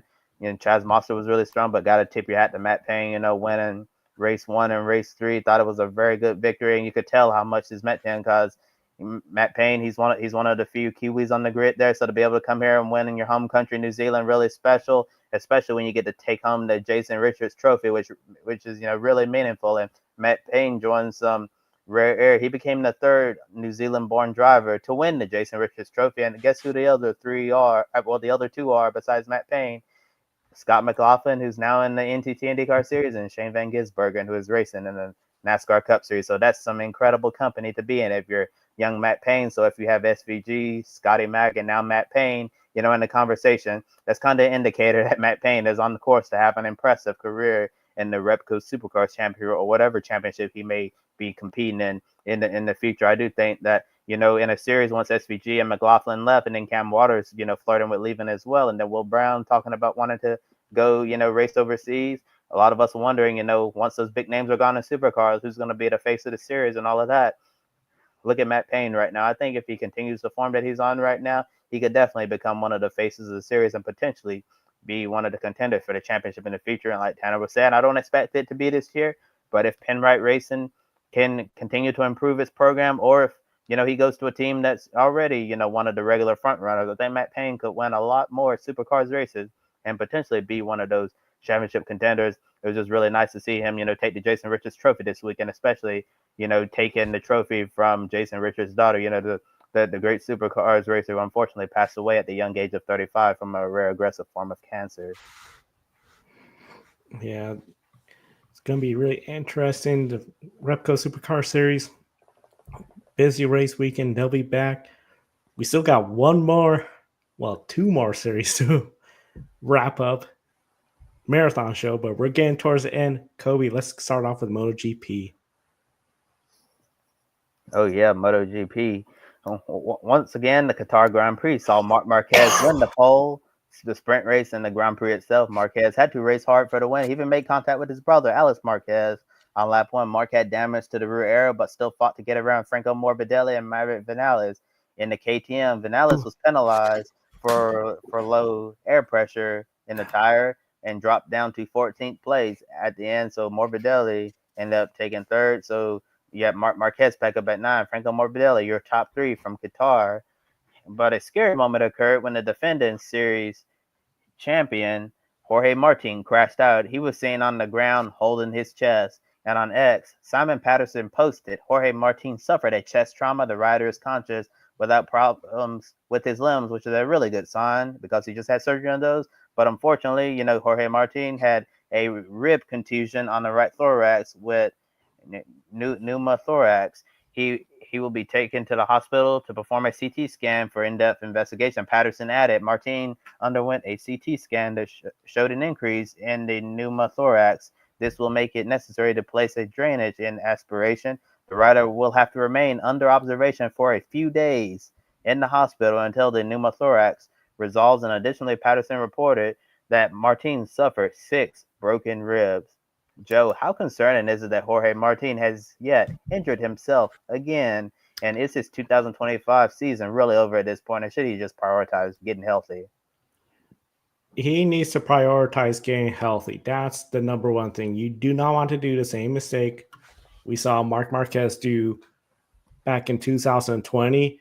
Try to rush it, get back, and then next one injury, another injury. This is MotoGP. The nature of motorcycle racing is when you have a testing accident or a crash in qualifying practice session, it's going to hurt a lot because you don't have the kind of protection mechanisms like you do in a vehicle with four wheels, a roll cage, safety belts. You don't have that MotoGP. The only thing they have is really that airbag in the very back. But this hurted watching Jorge Martin getting that crash and just injuring himself. I get it. This is not ideal for Aprilia. They thought they would have championship contender their first year going for wins because Jorge Martin has really shown what he could do. He has the pace. This is just to the point, Kobe, where I feel like you just got to say, this is not going to be our year. We're not going to be able to defend the championship. Even if Jorge comes back and just consistent, I'm sorry, Marc Marquez he could have won every race had he not crashed out in the lead of Coda. Just prioritize getting healthy and maybe putting together good enough effort so that in 2026 you could be stronger than ever. Yeah, for sure. I feel like, as we've been talking about on Grid tonight, following this whole Jorge Martin story since he got hurt in preseason testing, I've been saying that, I know you want to get laps on the Aprilia, get up to speed with your new team, but at the same time, like the discussion we're having right now, I feel like we're talking about Marc Marquez all over again, feeling a lot of deja vu. It seemed like whenever Marc Marquez would try to come back, from an injury too soon, he just kept getting injured until, it was just an endless cycle. And then he finally got 100% healthy. And look where he's at right now. I feel like Jorge Martin should follow the Marc Marquez. Well, I mean, he's already been following it too much, as it seems. I mean, what I'm trying to say is I feel like Jorge Martin, honestly, at this point, we know where the Aprilia stacks up right now. And, it's not where he was last season, to put it nicely there. And so I think that he should probably just wait until you are 100% healthy, to come back, because his season is honestly over. There's not really much that he can gain right now championship wise. He's not going to win the championship because the Ducatis are so far ahead. And it was a really scary sight to see Jorge Martin go down like that, because I said that in this situation, he needs to not have another crash that's going to injure him. And look what's happened. The weekend he comes back, ends up getting injured from the crash. And I have a comment here saying that considering the circumstances Mark had with a bit of damage from his contact with Alex on lap 1, he still beat Bagnaia by over 4 seconds. Yeah, so on that point right there, it just shows that Marquez, even with damage, he can still, will that bike to a victory. So it really didn't have an impact on his performance at all today. Oh, and Joe, one last point I wanted to point out with Jorge Martin. I know Fabio Di Giannantonio after the race, he was, very vocal about what had happened. He thought the race should have, I know there were yellow flags in that sector right then, but, you had the marshals, there were the people, the marshals, medics, whoever they were on the track, trying to attend to Jorge. He was down in pain for a little bit. And you see the bikes come in there at a high rate of speed, although they are under yellow, but people are bringing up the point. All it took, for someone to have, a little slip up there, even under a local yellow, to go off, in that direction. You could have had, one of the people attending to Jorge severely injured there, or you could even have Jorge himself injured even worse than he already was. So I was just wondering, do you think in that situation, do you think they should have, just had him slow down way more, like red flag the race to attend to Jorge Martin, or just not do something more than a local yeller. Yeah, I mean, I remember the one example I think we all think of where the two riders were okay, but they were both very shaken up, and everyone was shaken up. Was the Austrian Grand Prix where you had Zarco Morbidelli. They collided. Morbidelli's bike went airborne, narrowly missing Valentino Rossi and Maverick Vinales in the air. Right away, the red flag, and that allowed the crews to check on Franco Morbidelli because he got the worst end of that. I was surprised that we weren't seeing that red flag being thrown out, to be honest, thinking about it, because, I mean, yeah, you had a local yell there, but like you said, you could just come in. Next thing you know, if your front tire gave way because, you were just pushing a little too hard, maybe it was wearing out, and you start sliding towards an injured Jorge Martin, it could have been bad news. So that was a bit of a surprise now that you bring it up, because in the past they've shown they will throw the red flag to allow, especially the doctors on scene, to just go out there and focus, not have to worry about a marshal giving them the heads up like, hey, there's an out of control bike coming. So that was a bit of a surprise move. I'm curious if MotoGP is going to look into it and maybe change anything. Yeah, I think it would be very important for them to look at this situation, and maybe next time they'll throw the red flag, because it's an unwelcome sight when you see a rider down in pain and then you see the bikes are still coming in there, at a relatively high rate of speed. I'm thankful we avoided a worst case scenario today with someone crashing their bike, sliding off into one of those people attending to Jorge or into Jorge himself. So thankful that we avoided a worst case scenario in that situation. I'm not surprised at all that Fabio Di Giannantonio would be very concerned about what had happened in that moment. I was just reading, his comments from the race on the actual media outlet called the race, and he was saying it was the worst scene of my life, that he actually had to go to the Prix garage to make sure Jorge was okay, because he was concerned with everything that he saw there, and maybe MotoGP will use this as a learning moment so we can ensure that all of the riders and people attending to an injured rider are safe on the track, because you definitely don't want to even risk the chance, of someone having a crash, and then you have a bike and another rider coming at you at a high rate of speed. Yeah, a lot of risk in MotoGP. It will be interesting to see how things fall. Of course, if there's any breaking news update in regards to this or anything motorsports related, Kobe will be on the air with Grid tonight on Wednesdays right here on the Grid Network. Last series, the ABB Formula E World Championship returned with its first stop at Miami Homestead. Yes, Miami Homestead, site of NASCAR a few weeks ago. Now Formula E, fifth race of the season at Pascal Wehrlein from ninth place on the grid. Took the win. The temporary road course at Homestead utilized the infield road course on the site, plus the backstretch, which had a chicane in that backstretch. That would be a key moment, because later on the race was restarted after a red flag came out, because we had a 3-car pileup on that backstretch. That was on lap 23 out of 26. Several drivers had to get an attack mode, try to use it up, but several of them were unable to use up the entire attack mode. So it's worth noting, Norman Nato crossed the finish line first, but 5 drivers, including Nato, still had attack mode activated, so they all were receiving penalties. Bit of a very messy race. Pascal Wehrlein took the win. Lucas Di Grassi, big effort, second place. Antonio Felix Acosta, who was leading the race, looked like he could be the winner, closed out with your top 3. That was the final race. Of course, before we entered the grid ranking, one of the things, as I mentioned, that finished at Miami, I think I have to agree with you. The Miami finish was a mess. A series where you didn't use all your energy, extra boost, and you get penalties. For the casual fans or the new fans that came to their first ever Formula E race, and to be told several of the cars that crossed the finish line in that position are being penalized. Here's why. I think it's something worth Formula E cleaning it up. That's all the series in the grid ranking. So week 2 of the grid ranking, Alex Palou is continuing to lead the grid ranking, 27 points. Alfin Evans still in second place. Of course, they were off this weekend, but the big thing, NASCAR, 3 drivers now in the top 10. It's been quite some time, so we've seen so many drivers from NASCAR and 4 Americans because Kyle Kirkwood moves up into the top 10 as well. Lando Norris dropped down while Marc Marquez has climbed up to 4th place, and Oscar Piastri now in the top 10. So you got 2 Formula One drivers. The big drops, as you can see in the rest of the grid ranking, involve drivers from Formula E and Supercar Series were some of the favorites. So it says Brock Feeney, Will Brown had horrible race weekends. Then Formula E looking like it's becoming the Formula E we know in the past of just that unpredictable race nature where consistency is very hard. Overall, no Formula E drivers in the top 10. You got to go back to 15th to see the first one, Oliver Rowland, who has 2 wins, the only repeat winner so far this season in Formula E. And next weekend is a very much more quieter race weekend. We're going to have Formula One, and that's it.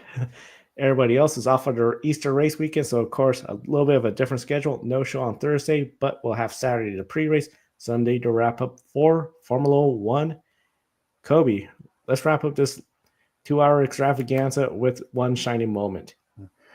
Yeah, after the marathon show we've had tonight with all of these different racing series, the recap, minus the World Rally Championship, I think we'll all be very happy to only have the Saudi Arabian Grand Prix to recap next Sunday afternoon or evening. And with that said, it's time for our grid one shining moment from this racing weekend. So let us know down in the chat, live or on replay, what's the one thing that stood out to you from this racing weekend, all across the different racing series. And Tanner, let's go with you first. What's your one shining moment?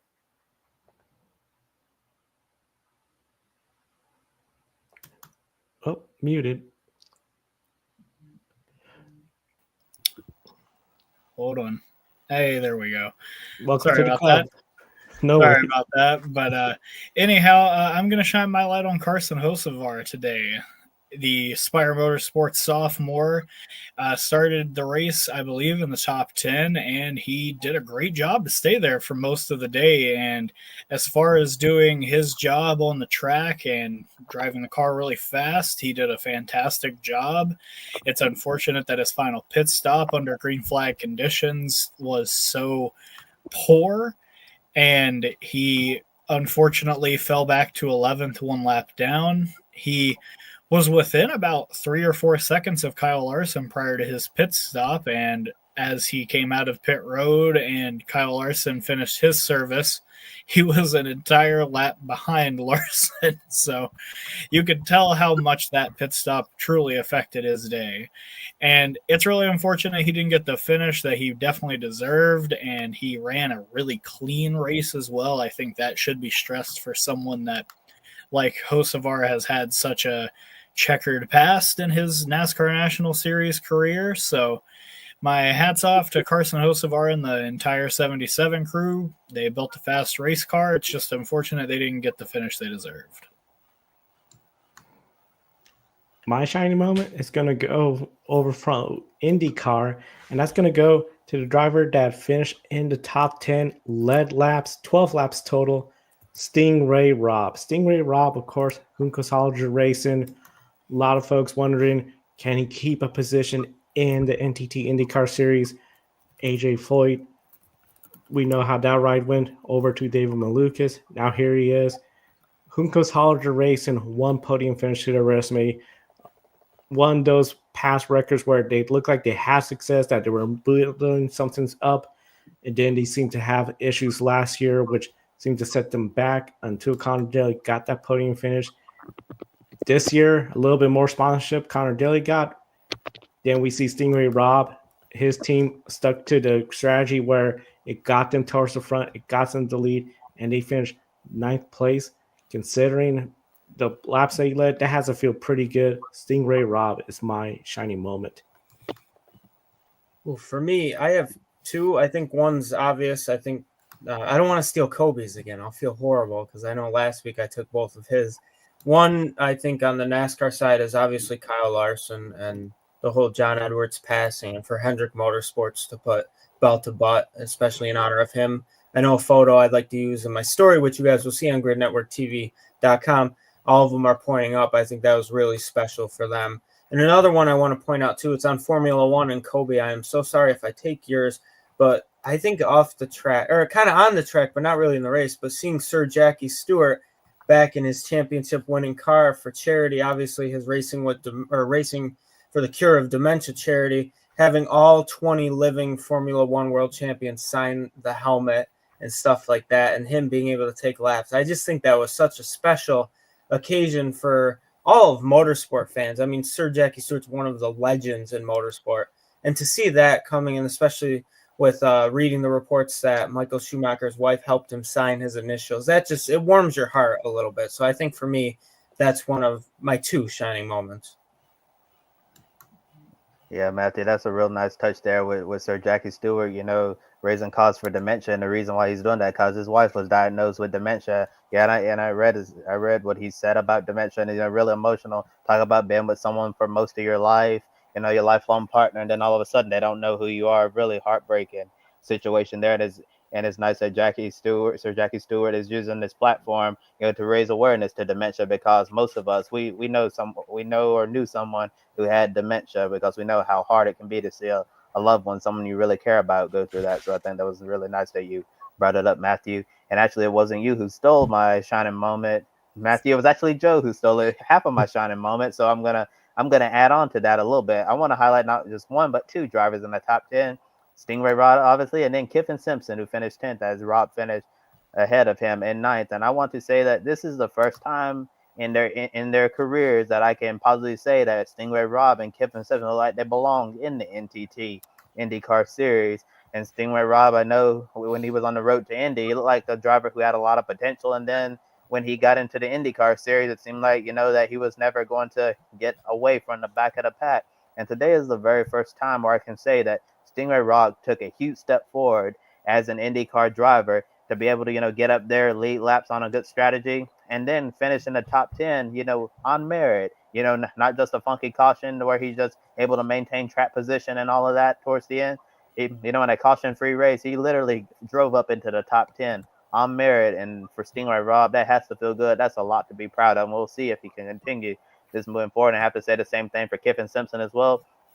I know, with IndyCars, shifting to a charter system, and teams are only allowed to have no more than 3 per team. So obviously you're going to have your Scott Dixons and your Alex Palous leading the team. And then that third seat, they kept Kiffin Simpson over Linus Lundqvist. I know a lot of people were very upset over that, because I feel like Linus Lundqvist had a lot more upside and potential in IndyCar than Kiffin Simpson did. And I know Kiffin didn't really set the world on fire, when he was in the Indy Next Series and all of that. And then you have Linus Lundqvist, who got there and actually show you something last year, but you don't keep him. So naturally, Kiffin was going to be under a lot of pressure to perform. And to his credit, I think Kiffin did an extremely good job today getting a top 10 finish. And like Stingray, these two drivers who are been under a lot of scrutiny to perform, and many wondering their place in the series, they proved today that they belong in the IndyCar Series. We just need to see performances like this more consistently from both Rob and Simpson. Thought they performed very well on this tricky street circuit in Long Beach. A lot of shining moments. Encourage everyone, comment with your shining moment. And of course, a big thank you for everyone for tuning in through our marathon show. A big thank you to our Patreon investors on the show, Mark, Rob, David, and Matt, for keeping us on the air for our shorter programs, for our longer programs. We appreciate it. And of course, Buy Me Coffee, YouTube Super Chat, and not far from now, GridNetworkTV.com. Matthew Bros' article is going to be posted up there. We got a lot going on the website, including clips from the full week ahead of programs, because we have Grid Encore tomorrow. We have Grid Tonight on Wednesday. And then Saturday, we'll have everything going on, getting ready for Formula One, Jeddah, Saudi Arabian Grand Prix. So Grid Live pre-race, the wrap-up, plus women in motorsports as always. For Tanner, for Kobe, for Matthew, I'm Joe. Thank you for watching today's program. We'll see you next time.